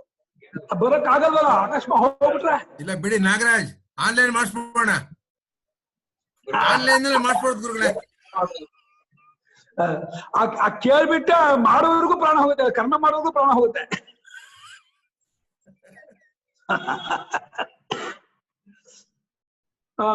ರೋಗ ನಿವೃತ್ತವಾಗಲು ಸ್ವಸ್ಥತೆ ಅನ್ನೋದು ಹೇಗೆ ಆಗುತ್ತೋ ಅದೇ ರೀತಿ ನಮ್ಗೆ ಮುಕ್ತಿ ಮೋಕ್ಷ ಅನ್ನೋದು ನಮ್ಮ ಸ್ವರೂಪವೇ. ಅದು ದುಃಖಾತ್ಮಕಸ್ಯ ಆತ್ಮನಃ ದುಃಖಂ ಆತ್ಮ ಯಸ್ಯ ಸಹ ದುಃಖಾತ್ಮಕ. ದುಃಖವೇ ಒಂದು ಸ್ವರೂಪ ಆಗ್ಬಿಟ್ಟಿದೆ. ಇವಾಗ ಸ್ವಾಮಿ ಕಷ್ಟ ಆಗನ್ರಿ, ರಗಳೆ ಜನ್ರಿ, ಗೋಳು ಕಣ್ರಿ, ಏನ್ರಿ ಇದು ಆಧ್ಯಾತ್ಮಿಕ ಆದಿಭೌತಿಕ ತಾಪತ್ರೆಯನ್ನು ಕೊಟ್ಟು ಒದ್ದಾಡ್ತಾ ಇದ್ದಾನೆ. ದುಃಖದಲ್ಲಿ ಬೆಳೀತಾ ಇದ್ದಾನೆ ಈ ಜೀವ. ದುಃಖಾತ್ಮಕನಾದಂತ ಜೀವನಿಗೆ ಈ ದ್ವೈತವೆಲ್ಲ ಅಡಗುವಂತಹ ಒಂದು ಅದ್ವೈತಾತ್ಮ ಜ್ಞಾನ ಉಪದೇಶ ಮಾಡ್ತಾರೆ. ದ್ವೈತವಿದ್ದರೆ ದುಃಖ, ದ್ವೈತವೇ ಇಲ್ಲ ಮಾಡ್ಬಿಟ್ರೆ ದ್ವೈತ ದೇಹೇಂದ್ರಿಯ ಬುದ್ಧಿಯು ದ್ವೈತವೇ, ಕಾಲದೇಶವೂ ದ್ವೈತವೇ, ಪ್ರಪಂಚ ಇನ್ನೊಂದು ಕಾಣೋದಲ್ಲ ದ್ವೈತ, ಇನ್ನೊಂದು ಜೀವನದನ್ನ ಇಲ್ಲ ಅಂತ ಮಾಡುವಂತಹ ಒಂದು ಜ್ಞಾನ ಕೊಟ್ಬಿಡ್ತಾರೆ. ದ್ವೈತವೆಂಬ ಪ್ರಪಂಚವು ಅಡಗು ಬಿಟ್ರೆ ಏನಾಗುತ್ತೆ? ತನ್ನಲ್ಲಿ ತಾನಿದ್ದು ಬಿಡ್ತಾನೆ. ಇದಕ್ಕೆ ದೃಷ್ಟಾಂತ ಸುಷುಪ್ತಿ. ಸುಷುಪ್ತಿ ಏನಾಗ್ತದೆ? ಜೀವ ತನ್ನ ಪಾರಮಾರ್ಥಿಕ ರೂಪದಿಂದ ಇರ್ತಾನೆ. ಅದು ದ್ವೈತೋಪಶಮ ಆಗಿರುತ್ತೆ. ಅದು ಅದ್ವೈತ ಸ್ವರೂಪ. ಅದು ಅದ್ವೈತ ಸ್ವರೂಪ, ಸ್ವಸ್ಥ ಸ್ವರೂಪ, ಪ್ರಪಂಚೋಪಶಮ ಸ್ವರೂಪ, ಸುಷುಪ್ತಿ ಸ್ವರೂಪ. ಆಗ ಅಲ್ಲಿ ಏನು ಅಂದ್ರೆ ಮಿಥ್ಯಾಜ್ಞಾನ ಬಾಧೆ ಮಾಡ್ಕೊಂಡು ಹೋಗಿರಲ್ಲ, ಅಜ್ಞಾನದ ಬೀಜ ಇರುತ್ತೆ. ಆದ್ರೆ ತತ್ವಜ್ಞಾನ ಮಾಡ್ಕೊಂಡು ಹೋದ್ರೆ ಮತ್ತೆ ವಾಪಸ್ ಬರಲ್ಲ. ಯಾಕಂದ್ರೆ ಮಿಥ್ಯಾಜ್ಞಾನ ಹುರಿದೋಗ್ಬಿಟ್ಟಿರುತ್ತೆ ಸಮ್ಯಜ್ಞಾನದಿಂದ, ಅಜ್ಞಾನ ಸುರಿದೋಗ್ಬಿಟ್ಟಿರುತ್ತೆ, ಮತ್ತೆ ಬರಲ್ಲ. ಸ್ವಸ್ಥತೆ, ತನ್ನಲ್ಲಿ ತಾನಿರ್ತಾನೆ, ತನ್ನ ನೈಜ ರೂಪದಲ್ಲಿ ಇರ್ತಾನೆ ಅನ್ನೋದಿದೆಯಲ್ಲ, ಅದು ಅದ್ವೈತ ಭಾವ. ಅದು ಎರಡೆಂಬುದಿಲ್ಲದೆ ಇರ್ತಕ್ಕಂತಹ ಒಂದು ಸ್ಥಿತಿ. ಅದೇ ಪ್ರಯೋಜನ. ಯಾವುದಕ್ಕೆ? ಶಾಸ್ತ್ರಕ್ಕೆ. ಆತ್ಮಜ್ಞಾನಕ್ಕೆ ಸರಿ, ಶಾಸ್ತ್ರಕ್ಕೆ ಮುಂಚೆ ಬಿಟ್ಟು ಶಾಸ್ತ್ರ ಆತ್ಮಜ್ಞಾನ. ಆತ್ಮಜ್ಞಾನಕ್ಕೂ ಶಾಸ್ತ್ರ ಒಂದೇ. ಅದು ದ್ವೈತ ಪ್ರಪಂಚಸ್ಯ ಅವಿದ್ಯಾಕೃತತ್ವಾತ್ ವಿದ್ಯೆಯ ತದುಪಶಮಸ್ಯಾದಿತಿ ಬ್ರಹ್ಮವಿದ್ಯಾ ಪ್ರಕಾಶನಾಯ ತಸ್ಯ ಆರಂಭಃ ಕ್ರಿಯತೆ. ದ್ವೈತ ಪ್ರಪಂಚ ಇದೆಯಲ್ಲ, ಇದನ್ನ ಹೆಂಗ್ ಹೋಗಲಾಡ್ಸೋದು? ದ್ವೈತ ಪ್ರಪಂಚ ಹೋಗಲ್ವಲ್ಲ. ಇಲಿಯಾದ ಕೋತುಗಳನ್ನು ಓಡಿಸ್ಬಿಡ್ಬೋದು. ದ್ವೈತ ಪ್ರಪಂಚ ಕೋತುಕೊಂಡು ಕೋಲು ದ್ವೈತ ಪ್ರಪಂಚದಲ್ಲೇ ಇದೆ, ಓಡಿಸುವನು ಪ್ರಪಂಚದಲ್ಲೇ ಇದ್ದಾನೆ. ಹೆಂಗ್ ಓಡಿಸೋದು ಅಂತ ಹೇಳಿದ್ರೆ, ದ್ವೈತ ಪ್ರಪಂಚ ಅದು ಅವಿದ್ಯಾತ್ಮಕ, ಅವಿದ್ಯಾಕೃತ, ಅವಿದ್ಯಾ ಕಲ್ಪಿತ, ಅವಿದ್ಯಾಧ್ಯಸ್ತ ಎಲ್ಲ ಒಂದೇ ಅರ್ಥ. ಅವಿದ್ಯಾಕೃತ ಅಂದ್ರೇನು? ಅವಿದ್ಯಾ ಕಲ್ಪಿತ ಅಂತ. ಹಾವು ಹೇಗೆ ಅವಿದ್ಯಾ ಕಲ್ಪಿತವೋ ಹಗ್ಗದಲ್ಲಿ, ಅದೇ ರೀತಿ ದ್ವೈತ ಪ್ರಪಂಚ ಆತ್ಮನ್ ತಪ್ಪಾಗ್ತಿರುವಾಗ ತೋರುವಂತಹದ್ದು ಅವಿದ್ಯಾಕೃತವಾದದ್ದರಿಂದ. ಅವಿದ್ಯೆ ಹೋಗೋದು ಯಾವ್ದ್ರಿಂದ? ವಿದ್ಯೆಯಿಂದ ಅಲ್ವನಾ? ಕತ್ಲೆ ಹೋಗೋದು ಯಾವ್ದ್ರಿಂದ? ಕತ್ಲು ಯಾವ್ದನ್ನ ಹೋಗುತ್ತೆ ಹೇಳೋ? ಜಪ ಮಾಡಿದ ಕತ್ಲೆ ಹೋಗೋದನ? ಜಪ ಮಾಡಿದ ಕತ್ಲೆ ಹೋಗುತ್ತಾ? ತುಂಬಾ ಜಪ ಮಾಡಿದ ಯಾಕ ಹೆದರ್ಕೋಬೇಡ, ಕತ್ಲೆ ಹೋಗಕ್ಕೆ ಏನೋ ಮಾಡ್ಬೇಕು. ಕತ್ಲೆ ಜಪ ಮಾಡಿದ್ರೆ ಹೋಗ್ಬಿಡುತ್ತಾ? ರಾತ್ರಿ ಕತ್ಲೆ ರೂಮಲ್ಲಿ ಏನ್ ಮಾಡ್ಬೇಕು? ಜಪ ಅಷ್ಟೇ. ಭಯ ಆಗ್ತಿದ್ಯಾ? ಏನ್ ಹೇಳಿ ಪ್ರಶ್ನೆ ಕೇಳ್ಬಿಟ್ಟಾಗ ನಗ್ತಾರೆ ಜನ ಅಂತ. ಜಪ ಮಾಡಿದ್ರೆ ಹೋಗಂತೀಯಲ್ಲ, ಜಪ ಮಾಡಿ ಹೋಗ್ಬಿಡುತ್ತೆ ಕತ್ಲೆ. ಅಲ್ಲ, ಅವನು ಮತ್ತೂರ್ನೆಲ್ಲ ಕಲ್ಸ್ಬಿಟ್ಟು ಸೋಮ್ಯಾಗ ಮಾಡಿಸಿದ್ರೆ ಹೋಗುತ್ತಾ? ಹೋಗಲ್ವಾ? ಅದ ನಮ್ಮ ದೇಶದ ಎಲ್ಲಾ ವೈದಿಕರು ಕಲ್ಸ್ಬಿಟ್ಟು ಒಂದು ದೊಡ್ಡ ಫೀಲ್ಡ್ ಅಲ್ಲಿ ದೊಡ್ಡ ವೇದ ಪಾಲನ ಮಾಡಿಸಿದ್ರೆ ಕತ್ಲೆ ಹೋಗಲ್ವಾ? ಯಾವ್ದನ್ನ ಹೋಗೋದು? ಬೆಳಕಿಲ್ಲೇ ಹೋಗೋದಲ್ವಾ? ಅದೇ ರೀತಿ ಅಜ್ಞಾನ ಯಾವ್ದಿಂದ ಹೋಗುತ್ತೆ? ಜ್ಞಾನದಿಂದ ಅಜ್ಞಾನ ಹೋಗೋದು. ಅಜ್ಞಾನ ಜಪದಿಂದ ಹೋಗುತ್ತಾನ, ಹೋಮದಿಂದ ಹೋಗುತ್ತಾನ, ಮತ್ತೆ ರಾಮನಾಮ ಜಪ ಮಾಡೋದು ಹೋಗುತ್ತಾನ, ವೇದ ಪಾಲನ ಮಾಡಿದ್ರೆ ಚಿಪ್ಪಲ್ಲಾಗ ಹೊಡೆದು ಹೋಗಲ್ಲ. ಅಜ್ಞಾನ ಹೋಗೋದಕ್ಕೆ ಏನ್ ಮಾಡ್ಬೇಕು ಹೇಳೋ? ಜ್ಞಾನವೇ ಮಾಡ್ಬೇಕು. ಜ್ಞಾನಕ್ಕೆ ಏನ್ ಬೇಕು ಹೇಳೋ? ವಿಚಾರವೇ ಮಾಡಬೇಕು. ವಿಚಾರಕ್ಕೆ ಏನ್ ಮಾಡ್ಬೇಕು ಹೇಳೋ? ಪುರುಷತ್ವನೇ ಗುರುತ್ವನೇ ಹೋಗ್ಬೇಕು. ಗುರುತ್ವ ಹೋಗಿ ಗುರುತ್ವಕ್ಕೆ ವಿಚಾರ ಮಾಡಿ ತಾನು ಯಾರು ಅಂತ ತಿಳ್ಕೊಂಡ್ರೆ, ತನ್ನ ಬಗ್ಗೆ ಇರೋ ಅಜ್ಞಾನ ಹೋದ್ರೆ ಮೋಕ್ಷ ಆಗುತ್ತೆ. ಹೌದು, ಮೋಕ್ಷಕ್ಕೆ ಕುರುತೆ ಗಂಗಾ ಸಾಗರ ಗಮನಂ ವ್ರತ ಪರಿಪಾಲನ ಮಥವಾದಾನಂ ಜ್ಞಾನವಿಹೀನ ಸರ್ವಮತೇನ ಮುಕ್ತಿನ್ನ ಭಜತಿ ಜನ್ಮಶತೇನ ಭಜ ಗೋವಿಂದಂ ಭಜ ಗೋವಿಂದಂ ಭಜ ಮೂಢಮತೆ. ಆತ್ಮಜ್ಞಾನ ಇದೆ, ಹೋಗಲ್ಲ ಕಣ, ಅಜ್ಞಾನ ಹೋಗಲ್ಲ. ಆದ್ರಿಂದ ದ್ವೈತ ಪ್ರಪಂಚವು ಅವಿದ್ಯಾಕೃತವಾಗಿರುವುದರಿಂದ ಆ ಅವಿದ್ಯೆಯು ವಿದ್ಯೆಯಿಂದಲೇ ಉಪಶಮವಾಗುವುದು. ಉಪಶಮ ಅಂದ್ರೇನು? ಅಡಗೋದು, ಇಲ್ಲ ಅಂತ ಆಗೋದು, ಬಾಧಿತವಾಗೋದು. ಅಡಗೋದು ನಿದ್ದೆಯಲ್ಲಿ ಅಡಗೋ ಹಾಗೆ ಅಡಗೋದಲ್ಲ, ಮೂರ್ಛೆ ಹೋದಾಗ ಸುಪ್ತ ಹಾಗಲ್ಲ. ವಿದ್ಯೆಯಿಂದ ಇಲ್ಲ ಅಂತ. ಹಗ್ಗದ ಹಾವು ಜ್ಞಾನದಿಂದ ಅಡಗತ್ತೇನೇನೋ ಇಲ್ಲ ಅಂತ ಆಗ್ಬಿಡುತ್ತೆ. ಹಗ್ಗದಲ್ಲಿ ಹಾವು ಕಳ್ಕೊಂಡಿದ್ಯಾ, ಆಮೇಲೆ ಅಲ್ಲ ಹಾವೆಲ್ಲ ಹಗ್ಗ ಅಂತ ತಿಳ್ಕೊಂಡಿದ್ಯಾ. ಹಾವು ಏನಾಗುತ್ತೆ? ಎಲ್ಲ ಹೋಗುತ್ತಾ? ಹಾವ ಬಿರುದು ಹೋಗುತ್ತಾನ? ನಿಂತ ಎಲ್ಲ ಹೋಗುತ್ತಾ? ಎಲ್ಲಿ ಹೋಗುತ್ತೆ ಹಾವು? ಎಲ್ಲಿ ಹೋಗುತ್ತಾ? ಹಾವು ತೋರ್ತಾ ಇತ್ತಲ್ಲ ಮುಂಚೆ, ಇಂತ ತೋರ್ತಾ ಇತ್ತಲ್ಲ, ಹಗ್ಗ ಗೊತ್ತಾದ್ಮೇಲೆ ಹಾವು ಎಲ್ಲಿ ಹೋಯ್ತು? ಓಡೋಯ್ತಾ? ಎಲ್ಲಿ ಓಡೋಗುತ್ತೋ? ಇದ್ರನ್ನೇ ಓಡೋದಕ್ಕೆ ಇತ್ತನಲ್ಲಿ ಹಾವು. ಹಾವಿತ್ತ ಅಲ್ಲೇ, ಮತ್ತೆ ಓಡೋಕೆ ಎಲ್ಲಿ ಬಂತಾರಂತೆ. ಯಾಕಮ್ಮ ನಮ್ಮ ಅಮ್ಮ ನಮ್ಮ ಹುಡುಗರು ಯಾಕಿದ್ರು ಗೊತ್ತಲ್ಲ, ಬರ್ರಿ ಮಾ ಇಲ್ಲಿಗೆ, ನಮ್ಗೆ ಹಾಲು ಕೆತ್ಕೊಡಿ, ಇಲ್ಲಿ ಬರ್ರಿ, ಸ್ಕೂಟಿ ಹಾಕೊಂಡು ಬಂದ್ಬಿಡಿ, ನಮ್ ಕಿರಣ್ ಬಂದಿ ಅದ ನೋಡಿ. ಓ ಬಸಲಕ್ಷ್ಮಿ ಓಡಿಸಲ್ಪ ಬಸಲಕ್ಷ್ಮಿ ಅವನ್ ಮಂಡಿನ ಹೋದ ಆಸೆ ಆಯ್ತಾ ಇದೆಯಾ ಇನ್ನೂ ಇದೆ ಮಂಡಿ ನೋವು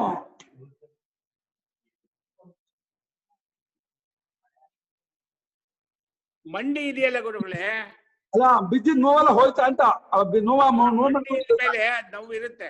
ಇನ್ನು ಮಂಡಿ ಇದೆಯಲ್ಲ, ಅಲ್ಲ ಕ್ವಾರಂಟೈನ್ ಇದ್ಮೇಲೂ ಅಲ್ಲ ಅಜ್ಞಾನ ಇರೋವರೆಗೂ ಜ್ಞಾನ ಬರಲ್ಲ, ಜ್ಞಾನ ಬಂದ್ಮೇಲೆ ಅಜ್ಞಾನ ಇರೋಲ್ಲ ಅಂತ. ಮಂಡಿ ಹೋಗ್ಬೇಕು. ಅಲ್ಲ ಲಾಕ್ ಡೌನ್ ಅಲ್ಲಿ ಇದಾರ ತಿಂಗಳಿಂದ ಇನ್ನೂ ಹೋಗಿಲ್ವಾ?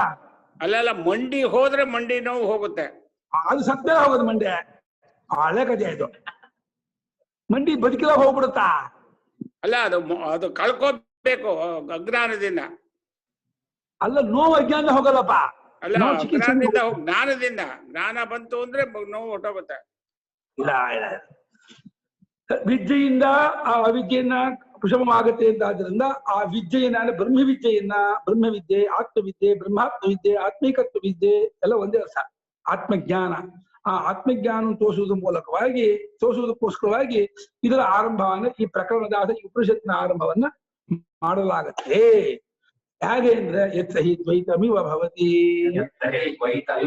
ಯತ್ರ ವಾ ಅನ್ಯದಿವ ಸ್ಯಾದ್ ತತ್ರ ಅನ್ಯೋನ್ಯ ಪಶ್ಯೇತ್ ಅನ್ಯೋನ್ಯ ದ್ವಿಜಾನಿನಾಂ ಯತ್ರ ಸರ್ವಾತ್ಮಿ ಬಾಭೂತ್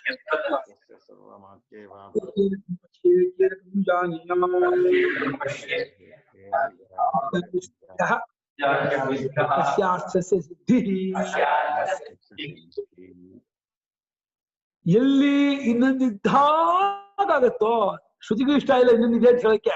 ನಾವು ನೋಡ್ತಾ ಇದ್ದೀವಲ್ಲ ಇನ್ನೊಂದನ್ನ, ನೀವು ಇನ್ನೊಂದು ನೋಡ್ತಿದ್ದು ಇದ್ದಾಗ ನೋಡ್ತಾ ಇದ್ದೀರಿ, ನಿಮಗೂ ಇನ್ನೊಂದನ್ನು ನೋಡಕ್ಕಾಗಲ್ಲ ಅಂತ ಇದೆ ಶ್ರುತಿ. ಯಾಕಂದ್ರೆ ಇನ್ನೊಂದೆಂಬುದು ಇಲ್ಲವೇ ಇಲ್ಲ, ಇರೋದೆಲ್ಲ ಆತ್ಮಲೋಪನೆ ಆದ್ಮೇಲೆ ಬ್ರಹ್ಮವೇದಂ ಸರ್ವಂ ಆತ್ಮೀಯವೇದಂ ಸರ್ವ ಅಂತ ಆದ್ಮೇಲೆ ಇನ್ನೊಂದನ್ನ ಹೆಂಗ್ ನೋಡಕ್ಕಾಗತ್ತೆ? ಇನ್ನೊಂದೆಂಬುದು ಇಲ್ಲವೇ ಇಲ್ಲವಾದ್ರಿಂದ ನೀವೇನಾದ್ರು ಅಜ್ಞಾನದಿಂದ ನೋಡ್ತಿದ್ರೆ ಇನ್ನೊಂದು ಇದ್ದಾಗ ಕಾಣುತ್ತೆ. ಅವಾಗ ಒಬ್ಬನು ಇನ್ನೊಂದನ್ನು ನೋಡ್ತಾನೆ, ಕೇಳ್ತಾನೆ, ಯೋಚನೆ ಮಾಡ್ತಾನೆ, ತಿಳ್ಕೊಳ್ತಾನೆ ಅಂತೆಲ್ಲ ಬರುತ್ತೆ. ಆದ್ರೆ ಎಲ್ಲಿ ಇವನಿಗೆ ಎಲ್ಲವೂ ಆತ್ಮನೇ ಅಂತ ಆಗತ್ತೋ ಅಂದ್ರೆ ಗೊತ್ತಾಗತ್ತೋ ಅಂತ ಆಗೋಲ್ಲ. ಅದು ಆಗೋಕ್ಕೇನು ಆಗ ಕ್ರಿಯೆ ಇಲ್ಲ. ಎಲ್ಲವೂ ಆತ್ಮನೇ ಗೊತ್ತಾಗ್ಬಿಡುತ್ತೋ. ಯಾವ್ದಂತ ಏನಂತಾನೆ ಕಂಡಾನು, ಕೇಳಿಯಾನು, ನೋಡಿಯಾನು, ತಿಳ್ಕೊಂಡಾನು, ಮೂಸಿಯಾನು ಏನೂ ಆಗಲ್ಲ. ನೋಡಕ್ಕೆ, ಕೇಳಕ್ಕೆ, ಮೂಸಕ್ಕೆ, ಮುಟ್ಟಕ್ಕೆ, ತಿಳ್ಕೊಳಕ್ಕೆ ಏನು ಇಲ್ಲ. ಇದ್ರತಾನೆ ಮಾಡಕ್ಕೆ ಅಂತೇಳಿ ಈ ರೀತಿಯಾದ ಶ್ರುತಿಗಳಿಂದ ಇದರ ಅರ್ಥವು ಸಿದ್ಧವಾಗತ್ತೆ ಅಂತ ಇದ್ದಾರೆ. ಯಾವ ಅರ್ಥ? ಆತ್ಮಜ್ಞಾನವಾದ್ಮೇಲೆ ಅದ್ವೈತಾತ್ಮ ಭಾವ ಬರುತ್ತೆ, ಸ್ವಸ್ಥತೆ ಉಂಟಾಗತ್ತೆ, ಕೃತಕತ್ವತೆ ಉಂಟಾಗತ್ತೆ. ಆಗಲೇ ಅವನು ಮುಕ್ತ ಅನ್ಸ್ಕೊಳ್ತಾನೆ. ಬದುಕಿದ್ದೇ ಮುಕ್ತ ಅನ್ಸ್ಕೊಳ್ತಾನೆ. ಸ್ವಾಮಿಗಳು ಮುಕ್ತರಾದ್ರು ಅಂದ್ರೆ ಎಲ್ಲ ಉಪ್ಪು ತಗೊಂಡು ಹೋಗ್ತಾರೆ, ಒಂದೊಂದು ಕೆಜಿ ಉಪ್ಪು ತಗೊಂಡೋಗಿ ತೆಂಗಿನಕಾಯಿ ತಗೊಂಡು ತಲೆ ಬಿಡ.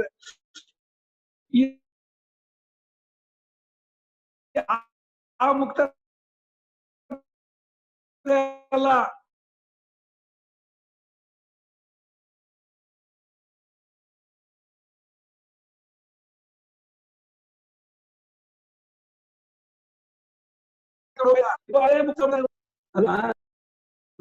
ಎಲ್ಲ ಕೆಜಿ ಉಪ್ಪು ತಗೊಂಡ್ರು ಓಡಿದ್ರು, ಕಾಯ್ಕೊಂಡು. ಅದೆಲ್ಲ ಮುಕ್ತಿ ಎಲ್ಲ ಇಲ್ಲಿ ಆತ್ಮಜ್ಞಾನದಿಂದ ಹೇಳ್ತಾರಪ್ಪ, ಅದನ್ನ ಪಡ್ಕೋಬೇಕು. ತತ್ತಾವತ್ ಓಂಕಾರ ನಿರ್ಣಯಾಯ ಪ್ರಥಮ ಪ್ರಕರಣಂ ಆಗಮ ಪ್ರಧಾನಂ ಆತ್ಮತತ್ವ ಪ್ರತಿಪತ್ಯುಪಾಯ ಭೂತಂ. ಇಲ್ಲಿ ಅಂದ್ರೆ ಈ ಆತ್ಮವಿಚಾರವನ್ನು ಹೇಳುವ ಸಂದರ್ಭದಲ್ಲಿ ಅಥವಾ ಈ ಪ್ರಕರಣದಲ್ಲಿ ಉಪನಿಷತ್ತಿನಲ್ಲಿ ಅಂತ ಮಾಡ್ಕೊಳ್ಳಿ.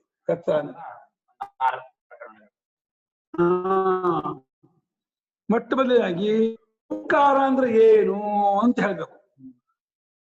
ಓಂಕಾರ ಭಾವನೆ ಮಾಡೋದಲ್ಲ, ಓಂಕಾರ ಮಾಡಕ್ ಬರುತ್ತೆ. ಓಂಕಾರನ ರಾಮನಾಮ ಜಪು ಮಾಡ್ಬೋದು. ಓಂಕಾರ ಸಾಲಿಗ್ರಾಮ ಪ್ರತೀಕ ದೃಷ್ಟಿ ಪ್ರತೀಕವಾಗಿ ಮಾಡ್ಬೋದು. ಓಂಕಾರ ವಿಶ್ವಾಂಗೋಪಾಸನೆ ಆಲಂಬನೋಪಾಸನೆ ಮಾಡ್ಬೋದು, ಅಹಂಗ್ರಹೋಪಾಸನೆ ಮಾಡ್ಬೋದು. ಆಲಂಬನ ಹಂಗ ಹೋದ್ರೆ ಜ್ಞಾನಕ್ಕೂ ಉಪಯೋಗಿಸ್ಬೋದು. ಅಭಿಧಾನಾಭಿಧೇಯ ವಿಲಕ್ಷಣವಾದ ಪರಮಾರ್ಥ ತತ್ವನ್ನೇ ಓಂ ಅಂತ ಹೇಳಿದ್ದಾರೆ. ಜಪಕ್ಕೆ, ಪ್ರತೀಕೋಪಾಸನೆಗೆ,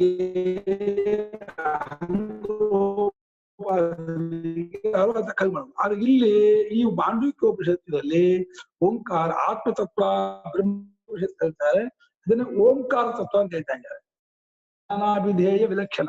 ಅಭಿಧಾನ ಅಂದ್ರೆ ಹೆಸರು, ಅಭಿಧೇಯ ಅಂದ್ರೆ ವಸ್ತು. ವಸ್ತು ಅಲ್ಲ, ಹೆಸರು ಅಲ್ಲ. ತತ್ವವನ್ನು ಓಂ ಅಂತ ಓಂಕಾರ ತತ್ವ ನಿರ್ಣಯ ಮಾಡುವುದು ಮೊದಲನೇ ಪ್ರಕರಣ ಯಾವುದೋ ಆಗಮ ಉಪದೇಶ ಪ್ರಧಾನ ಸ್ಟೇಟ್ಮೆಂಟ್. ಈ ರೀತಿ ತತ್ವ ಹೀಗಿದೆ ಹೀಗಿದೆ ಹೀಗೆ ಹೇಳ್ಕೊಂಡು ಹೋಗುತ್ತೆ. ಯೋಗ್ಯತೆ ತಿಳ್ಕೊಂಡು ಆಗ್ಲಿಲ್ಲ, ಇದು ಅರ್ಥ ಆಗ್ಲಿಲ್ಲ, ಈ ಪ್ರಪಂಚ ಸತ್ಯತ್ವ ಬುದ್ಧಿ ಕಾಡ್ತಾ ಇದೆ, ಏನ್ ಮಾಡಿದ್ರು ಓಂಕಾರ ಹೋಗ್ತಾ ಇಲ್ಲ ಅಂದ್ರೆ ವೈತತ್ಯ ಪ್ರಕರಣ ಶುರು ಆಗುತ್ತೆ. ಅದು ಯುಕ್ತಿ ಪ್ರಧಾನವಾಗಿ. ಯಾರಿಗೆ ಪ್ರಪಂಚದಲ್ಲಿ ಸತ್ಯತ್ವ ಬುದ್ಧಿ ಬಲವಾಗಿ ಕೂತ್ಕೊಂಡಿದೆಯೋ ಆ ಸತ್ಯತ್ವ ಬುದ್ಧಿಯನ್ನು ಬಿಡಿಸೋಕ್ಕೋಸ್ಕರವಾಗಿ ಯುಕ್ತಿ ಕೊಟ್ಟು ಪ್ರಪಂಚವನ್ನು ಬಾಧೆ ಮಾಡ್ತಾರೆ. ಆವಾಗ ಅದೇ ಯುಕ್ತಿಯಿಂದ ಅದ್ವೈತವನ್ನು ಯಾಕೆ ಬಾಧೆ ಮಾಡಬಾರ್ದು ಅಂತ ಬರುತ್ತಲ್ಲ, ಅದು ಮುಂದೆ ಬರುತ್ತೆ. ಉಪಶಮೆ ಅದ್ವೈತ ಪ್ರತಿಪತ್ತಿ ರಜ್ವಾಮಿವ ಸರ್ಪಾದಿ ವಿಕಲ್ಪೋಪಶಮೆ ರಜ್ಜುತತ್ವ ಪ್ರತಿಪತ್ತಿ ತಸ್ಯ ದ್ವೈತಸ್ಯ ಹೇತುತಃ ವೈತಥ್ಯ ಪ್ರತಿಪಾದನಾಯ ದ್ವಿತೀಯಂ ಪ್ರಕರಣಂ. ಯಾವ ದ್ವೈತ ಪ್ರಪಂಚವು ಪೂರ್ತಿ ಅಡಗಿದ್ದಾದರೆ, ಅಡಗೋದನ್ನೇನೋ ಜ್ಞಾನಿನ ಬಾಧೆ ಅವಾಗಲೇ ಹೇಳಿದೆ, ಅಡಗೋದನ್ನು ಸಪ್ರಸ್ ಅಲ್ಲ, ಅವಾಗಲೇ ನೋಡದೇ ಇರೋದಿಲ್ಲ, ನಿದ್ದೆ ಮಾಡ ತತ್ವಜ್ಞಾನಿನ ಬಾಧೆ ಆಗ್ಬಿಟ್ರೆ ಅದ್ವೈತ ಪ್ರತಿಪತ್ತಿ ಅಂತ ಆಗ್ಬಿಡುತ್ತೋ. ಯಾವುದಂತೆ? ರಜ್ವಾಮಿವ ಸರ್ಪಾದಿ ವಿಕಲ್ಪೋಪಶಮೆ ರಜ್ಜು ತತ್ವ ಪ್ರತಿಪತ್ತಿ. ಈ ಮಾಂಡುಕ್ಯೋಪನಿಷತ್ತಿಗೆ ರಜ್ಜು ತತ್ವೋಪನಿಷತ್ತು ಅಂತ ಹೆಸರು. ಗೊತ್ತಾಯ್ತಾ? ಪ್ರತಿ ಪ್ಯಾರಾದಲ್ಲೂ ರಜ್ಜು ಸತ್ವ ದೃಷ್ಟಾಂತ ಇದ್ದೇ ಇರುತ್ತೆ, ಬೇಜಾರ್ ಮಾಡ್ಕೋಬೇಡಿ. ನಮ್ಮ ಇವರು ನಾಗರಾಜ್ ಅವರು ವೇದಾಂತಕ್ಕೆ ಬೇರೆ ದೃಷ್ಟಾಂತ ಗೊತ್ತಿಲ್ಲ, ಹಗ್ಗ ಹಾವು ಮಣ್ಣು ಮಾಡಿಕೆ ಗೊತ್ತಿದ್ದಾರೆ. ಯಾಕಂದ್ರೆ ಬೇಗ ಅರ್ಥವಾಗೋದು ರಜ್ಜು ಸತ್ವ ದೃಷ್ಟಾಂತ ಅಂತ ಹೇಳಿ. ಇಲ್ಲ, ಇನ್ನೊಂದಿದೆಯಲ್ಲ ಗುರುಗಳೇ, ಕಪ್ಪೆ ಚಿಪ್ಪಲ್ ಬೆಳ್ಳಿ. ಕಪ್ಪೆ ಚಿಪ್ಪಲ್ ಬೆಳ್ಳಿ ಸಿಕ್ಕಾಗಿದ್ದಿದ್ರೆ ಮೈನಿಂಗೇ ಬೇಕಾಗಿರ್ಲಿಲ್ಲ. ಅದು ಕೊಡ್ಲಿಲ್ಲ, ನೀವು ಆಸೆ ಪಟ್ಬಿಡ್ತೀರೋ ಅದನ್ನು ಕೊಡ್ಲಿಲ್ಲ ದೃಷ್ಟಾಂತನ. ಹಗ್ಗದ ಹಾವು ಕೊಟ್ಬಿಟ್ಟು ಡೇಂಜರ್ ಅಂತ ಇದ್ದಾರೆ. ಹುಷಾರ್, ಹಗ್ಗದ ಹಾವು ಹೆದರ್ಸ್ತಾ ಇದ್ದಾರೆ. ಹಗ್ಗದ ಹಾವು ಬರೀ ಭ್ರಮೆ ಮಾಡುತ್ತೆ, ಹೆದರ್ಕೊಂಡು ಓಡೋಗ್ತೀವಿ. ಈ ಬೆಳ್ಳಿ ಕಪ್ಪೆ ಚಿಪ್ಪಲ್ ಇರೋ ಬೆಳ್ಳಿ ಆಸೆ ಪಡಿಸುತ್ತೆ. ಹಾಗೆ ಆಸೆ ಪಡಿಸೋದು ತಪ್ಪು, ಹೆದರ್ಸೋದು ತಪ್ಪು. ಹಾಗೆ ಹಗ್ಗದಲ್ಲಿ ಹಾವೇ ಮುಂತಾದ ವಿಕಲ್ಪವು ಅಡಗಿದ ಕೂಡಲೇ ಹಗ್ಗದ ತತ್ವ ಹೇಗೆ ಗೊತ್ತಾಗುತ್ತದೆಯೋ ದೃಷ್ಟಾಂತ ಅದು. ಗೊತ್ತಾನೆ? ಹಗ್ಗ ಗೊತ್ತಾಗೋದು ಯಾವಾಗ ಹೇಳೋ? ಹಾವನ್ ಸುತ್ತಲಿಗೆ ಬಿಟ್ಕೊಂಡಾಗ ಹಾವು ಅನ್ಕೊಂಡು ಓಡ್ ಹಾಕ್ತಿದ್ದ ಹಗ್ಗ ಗೊತ್ತಾಗತ್ತಾ? ಹಗ್ಗವನ್ನು ಹಾವು ತಿಳ್ಕೊಂಡ್ಬಿಡಿ, ಓ ಹಾವು ಬಿದ್ದಿದೆ ಅಂತ. ದೇವ ಆಶಾಪಾಲ ದಿಕ್ಕಾಪಾಲ ಓಡ್ತೀಯ, ದಿಕ್ಕಾಪಾಲ ಓಡ್ಬೇಡುವೋ, ಅದು ಹಗ್ಗ ಹಾಕೋಣೋ ಅಂತ ಕೂಡ ಬರ್ತೀಯ. ಓ ಹಗ್ಗ, ನಿಂಗೆ ನಾಚಿಕೆ ಆಗ್ಬಿಡತ್ತೆ, ಅಯ್ಯೋ ಹೆದರ್ಕೊಂಡ್ಬಿಟ್ಟೆ ಓಡ್ಬಿಟ್ಟೆ ಅಂತ ಅಲ್ವಾ? ಇನ್ ಹೆದರಿಕೆ ಆ ರಜ್ಜು ಸ್ವರೂಪದ ಪ್ರತಿಪತ್ತಿ ಹಾಗಾದೆಯೋ ಅದೇ ರೀತಿ ಆ ದ್ವೈತದ ತಸ್ಯ ದ್ವೈತಸ್ಯ ಹೇತುತಃ ಆ ದ್ವೈತ ಪ್ರಪಂಚ ಏನ್ ಕಾಣ್ತಾ ಇದೆ, ಇವಾಗ ಕಾಣ್ತಾ ಇದೀವಿ, ಇದನ್ನ ಹೇತು ಅಂದ್ರೆ ಯುಕ್ತಿ, ಕಾರಣ, ದೃಷ್ಟಾಂತ, ಕಾರಣ ಕೊಡೋದು. ದ್ವೈತ ಪ್ರಪಂಚ ತೋರಕ್ಕೆ ಏನ್ ಕಾರಣ, ದ್ವೈತ ಪ್ರಪಂಚ ಇಲ್ಲ ಅಂತ ಹೇಗೆ ತಿಳ್ಕೊಳ್ಳೋದು ಎಲ್ಲ ಅದು ಯುಕ್ತಿ ಕೊಟ್ಟು ಹೇತು ಕೊಟ್ಟು ವೈತಥ್ಯ ಪ್ರತಿಪಾದನಾಯ ಸುಳ್ಳೆಂಬುದಾಗಿ ತೋರಿಸುವುದಕ್ಕಾಗಿ. ತಥಾ ಅಂದ್ರೆ ಹಾಗೆ ಇರೋದು, ದ್ವಿತಥ ಅಂದ್ರೆ ಹಾಗಿಲ್ಲದ್ದು. ವಿತಥಾ ಭಾವ ವೈತಥ್ಯಂ, ಹಾಗಿಲ್ಲದ್ದಾಗಿರುವಂಥದ್ದಾಗಿರುವುದು ವೈತಥ್ಯ. ತಥಾ ವಿತಥಾ ವಿತಥಾ ಭಾವ ವೈತಥ್ಯಂ ವೈತಥ್ಯಸ್ಯ ಪ್ರತಿಪಾದನಂ. ಅದು ಹಾಗಿಲ್ಲ, ನೀವು ಹೇಗ್ ನೋಡ್ತಿದ್ದೀರೋ ಅದು ಹಾಗಿಲ್ಲ. ಯಾವುದೋ ಪ್ರಪಂಚ ನೀವು ನೋಡೋ ಹಾಗೆ ಇಲ್ಲ, ಅದು ಹಾವು ನೋಡ್ತಾ ಇದ್ದೆ ಹಾವು ಹಾಗೆ ಇಲ್ಲ ಕಣಪ್ಪ, ಅದು ಹಗ್ಗ ಅಂತ ಹಾಗೆ ದ್ವೈತ ಪ್ರಪಂಚ ನೋಡ್ತಾ ಇದ್ದೀರಲ್ಲ, ದ್ವೈತ ಪ್ರಪಂಚ ಅದ್ವೈತವಾಗಿ ಪರಬ್ರಹ್ಮವೇ ಕತ್ತಲಿಕೆಯಿಂದ ದ್ವೈತ ಪ್ರಪಂಚವಾಗಿ ತೋರ್ತಾ ಇದ್ದಾನೆ ಎಂಬುದನ್ನು ತಿಳಿಸಿಕೊಳ್ಳೋಕ್ಕೋಸ್ಕರವಾಗಿ ಎರಡನೇ ಪ್ರಕರಣವಾಗಿರ್ತಕ್ಕಂತಹ ವೈತಥ್ಯ ಪ್ರಕರಣ ಆರಂಭವಾಗ್ತಾ ಇದೆ. ಆಯ್ತಾ? ತಥಾ ಅದ್ವೈತಸ್ಯಾಪಿ ವೈತಥ್ಯ ಪ್ರಸಂಗ ಪ್ರಾಪ್ತೌ ಯುಕ್ತಿತಃ ಯಥಾತ್ವದರ್ಶನಾಯ ತೃತೀಯಂ ಪ್ರಕರಣಂ. ಅದೇ ರೀತಿ ಅದ್ವೈತವೂ ಕೂಡ ಯಾಕೆ ಸುಳ್ಳಾಗಿರಬಾರ್ದು? ಯಾವ ಯುಕ್ತಿಯಿಂದ ದ್ವೈತ ಪ್ರಪಂಚ ಹೊರಹಾಕಿದ್ರೋ ಅದೇ ಯುಕ್ತಿಯಿಂದ ಅದ್ವೈತವನ್ನು ಹೊರಹಾಕ್ಬಿಟ್ರೆ, ಅದ್ವೈತವನ್ನು ಸುಳ್ಳು ಮಾಡ್ಬಿಟ್ರೆ, ಬೌದ್ಧರು ಮಾಡೋದು ಅದನ್ನೇ.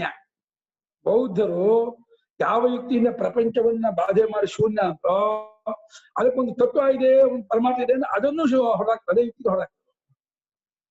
ಎಲ್ಲವರು ಕಲ್ಪಿತ ಸಂಪತ್ತಿಯಿಂದಲೇ ಹೇಳಬೇಕೆ ಹೊರತು ಇದು ಹೇಳಿದ್ರೆ ಪ್ರತೀತ್ಯ ಸಮತ್ಪಾದ ಅಂತ ಒಂದರ ಹೋಲಿಕೆಯಿಂದ ತೋರೋದೇ ಹೊರತು ಹೋಲಿಕೆಯಲ್ಲಿ ಯಾವುದು ತೋರಲ್ಲ ಇರಲ್ಲ, ಎಲ್ಲ ಸಾಪೇಕ್ಷ ರಿಲೇಟಿವ್ ಹೇಳಿ. ಯಾವ ದ್ವೈತ ಪ್ರಪಂಚವನ್ನ ಯುಕ್ತಿ ಕೊಟ್ಟು ಮಿಥ್ಯೇನ್ ಮಾಡಿದ್ರೋ ಅದೇ ಯುಕ್ತಿಯಿಂದಲೇ ಅದ್ವೈತವನ್ನು ಕೂಡ ಮಿಥ್ಯೇನ್ ಮಾಡ್ತೀನಿ, ಅದು ಸುಳ್ಳಾಕ್ ಆಗಿರ್ಬಾರ್ದು ಏನೋ ಕೇಳಿಸ್ಲಿಲ್ಲ ಗುರುಗಳೇ, ಅದೇನೋ ಹೇಳಿದ್ರಲ್ಲ, ಏನು ಅದೇನೋ ಹೇಳಿದ್ರಿ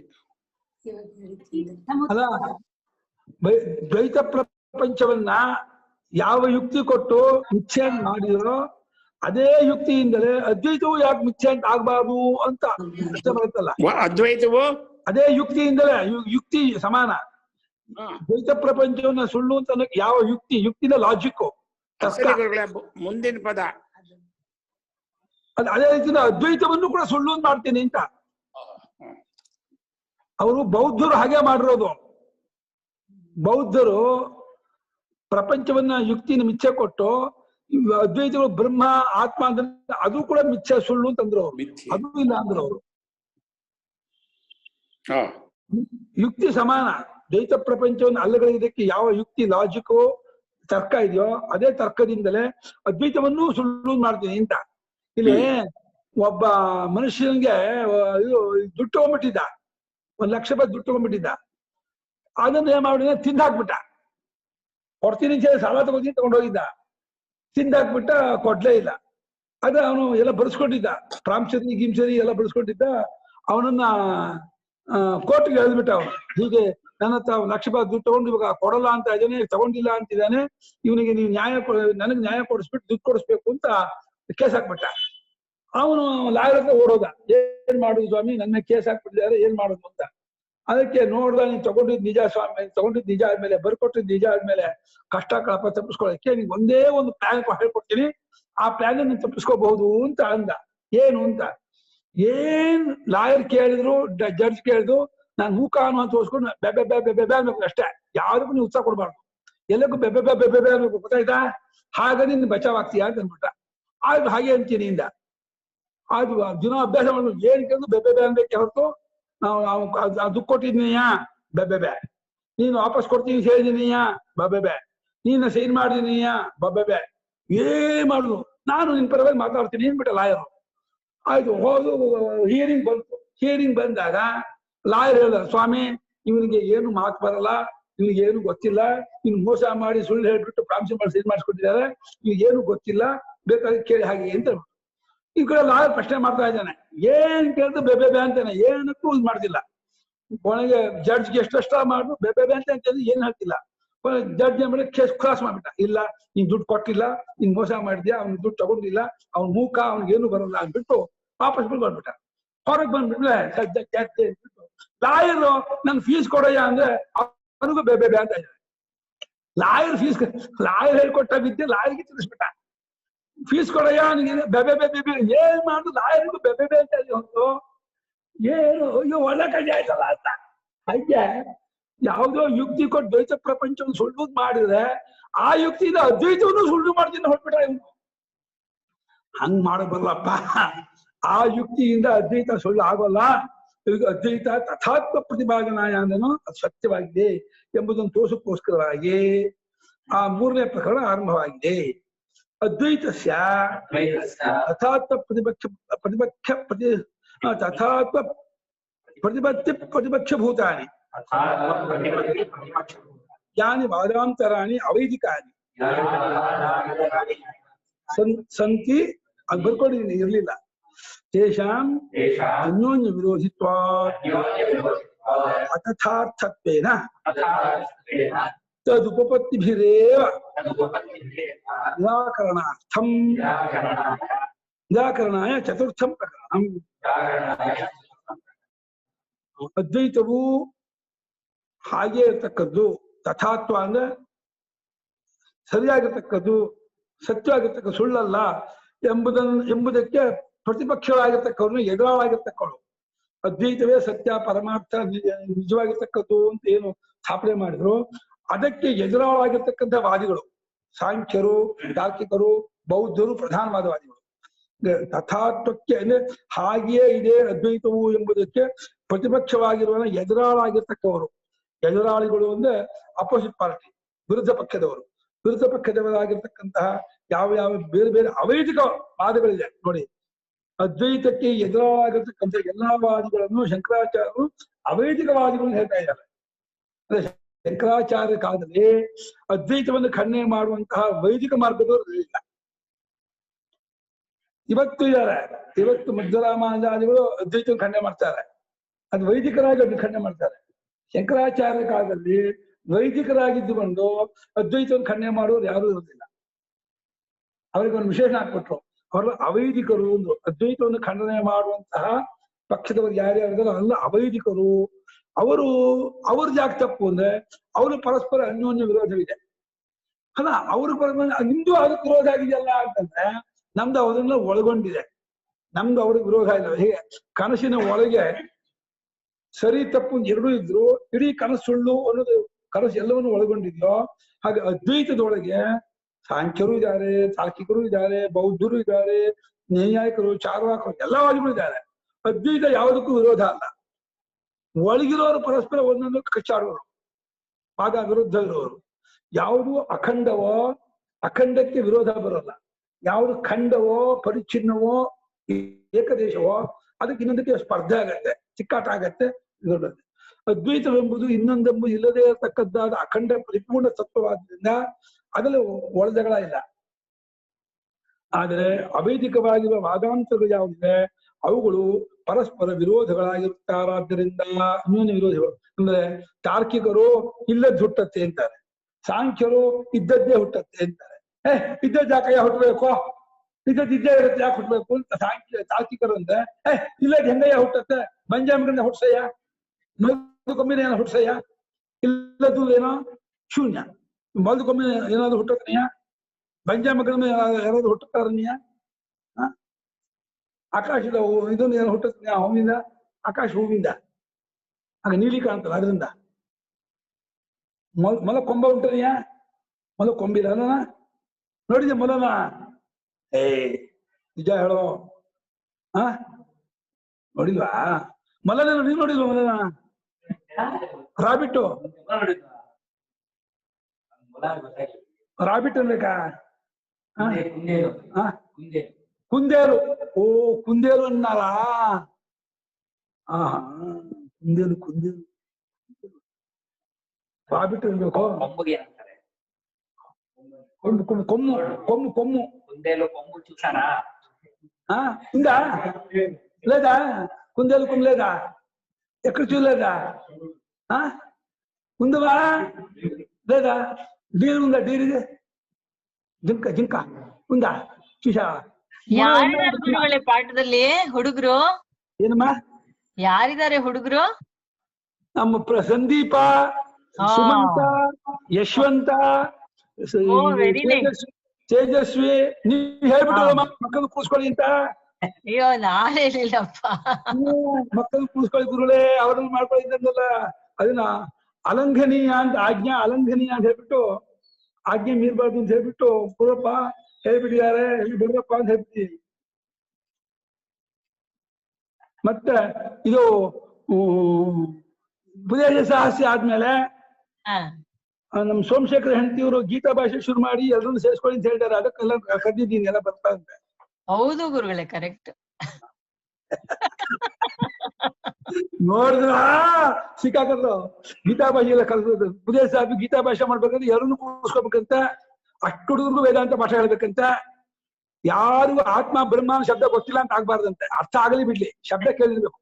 ಹೌದು, ಆ ಶಬ್ದ ಕಿವಿ ನಮ್ ತರನಾರು ಆಗ್ಬೇಕು. ನೀವು ಜೋರುಮ ನೀವ್ ಬಿಟ್ಕೊಡ್ತೀರಾ?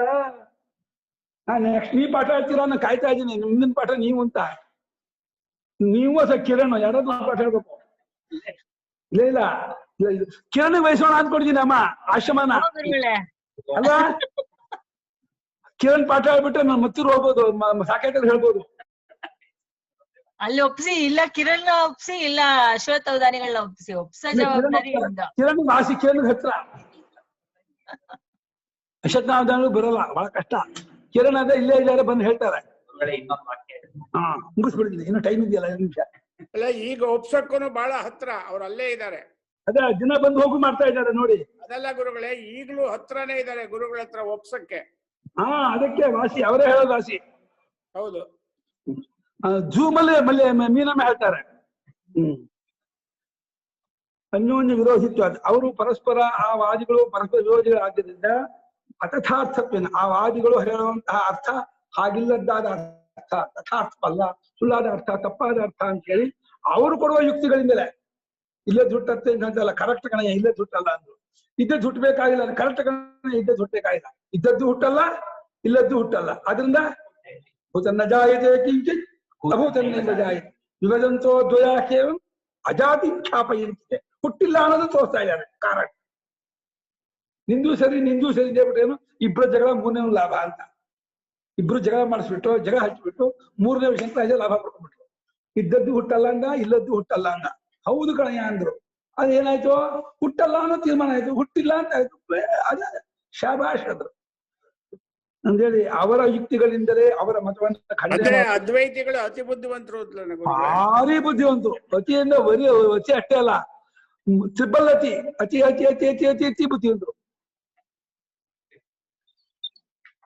ಕೇಳ್ಬೇಕಾ ಎಂತೆಂಥವ್ರಿದ್ದಾರೆ ಅದ್ವೈತದಲ್ಲಿ.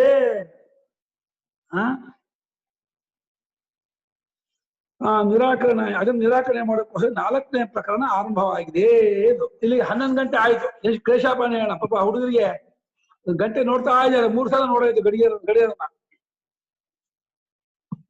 ಹೋಗ್ರಪ್ಪ.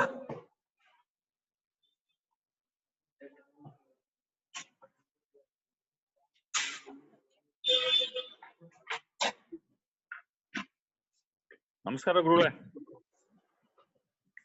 ನಮಸ್ಕಾರ ಗುರುಗಳೇ. ಒಳ್ಳೇದಪ್ಪ. ಆಯ್ತು.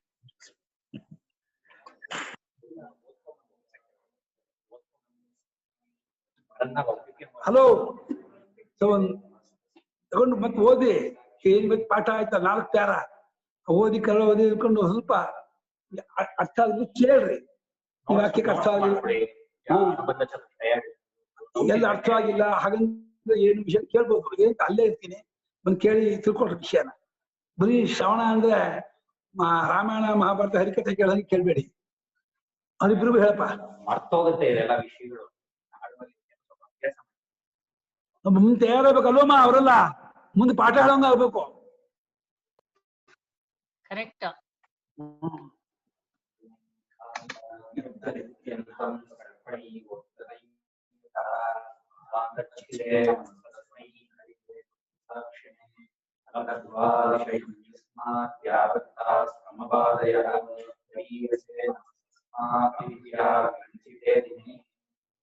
ಅಸತ್ಯವತ್ಮನಿ ಸ್ಥಿತ್ವಾ ಪಶ್ಯುತ್ಯ ವಿಸ್ಮಿತ ಮಹತಾ ಸಂಭ್ರಮೇಣ ಕಶ್ಚಿಚ್ಚೋದೀತಿ. ಏನು ಸುಳ್ಳಾದ ಮಾರ್ಗದಿಂದ ಇದ್ಕೊಂಡು ತಿಳಿಸ್ಕೊಡ್ತಾ ಶಾಸ್ತ್ರ. ಸುಳ್ಳಾಗ್ಯ ಈ ತಗೋ ₹1,00,000 ಅಂತ ₹1,00,000 ಬಂದ್ಬಿಡ್ತು ಅವನಿಗೆ. ₹1,00,000 ತಗೊಂಡೋಗ್ಬಿಟ್ಟು ಬೆಂಚ್ಗಾಲ್ ತಗೊಂಡ್ಬಿಟ್ಟ. ಸುಳ್ಳಾಗಿ ಕೊಟ್ಟು ನಿಜವಾಗಿ ಬಂದು ₹1,00,000 ಬೆಂಚ್ಗಾಲ್ ತಗೊಂಡು ಕೊಡಿಸೋದು ಆಮೇಲೆ ಆಗತ್ತ. ಆಮೇಲೆ ಉಂಟ ಲೋಕದಲ್ಲಿ. ಸುಳ್ಳಾದ ಮಾರ್ಗದಿಂದ ಸತ್ಯವಾದ ವಸ್ತುವನ್ನ ತಿಳ್ಕೊಳ್ಳೋದು, ಪರಮಾರ್ಥವನ್ನು ಗೊತ್ತು ಮಾಡ್ಕೊಳ್ಳೋದು, ಹೀಗೆಲ್ಲ ಉಂಟೇನ್ರಿ ಇದು? ಏನ್ ಸೋಜ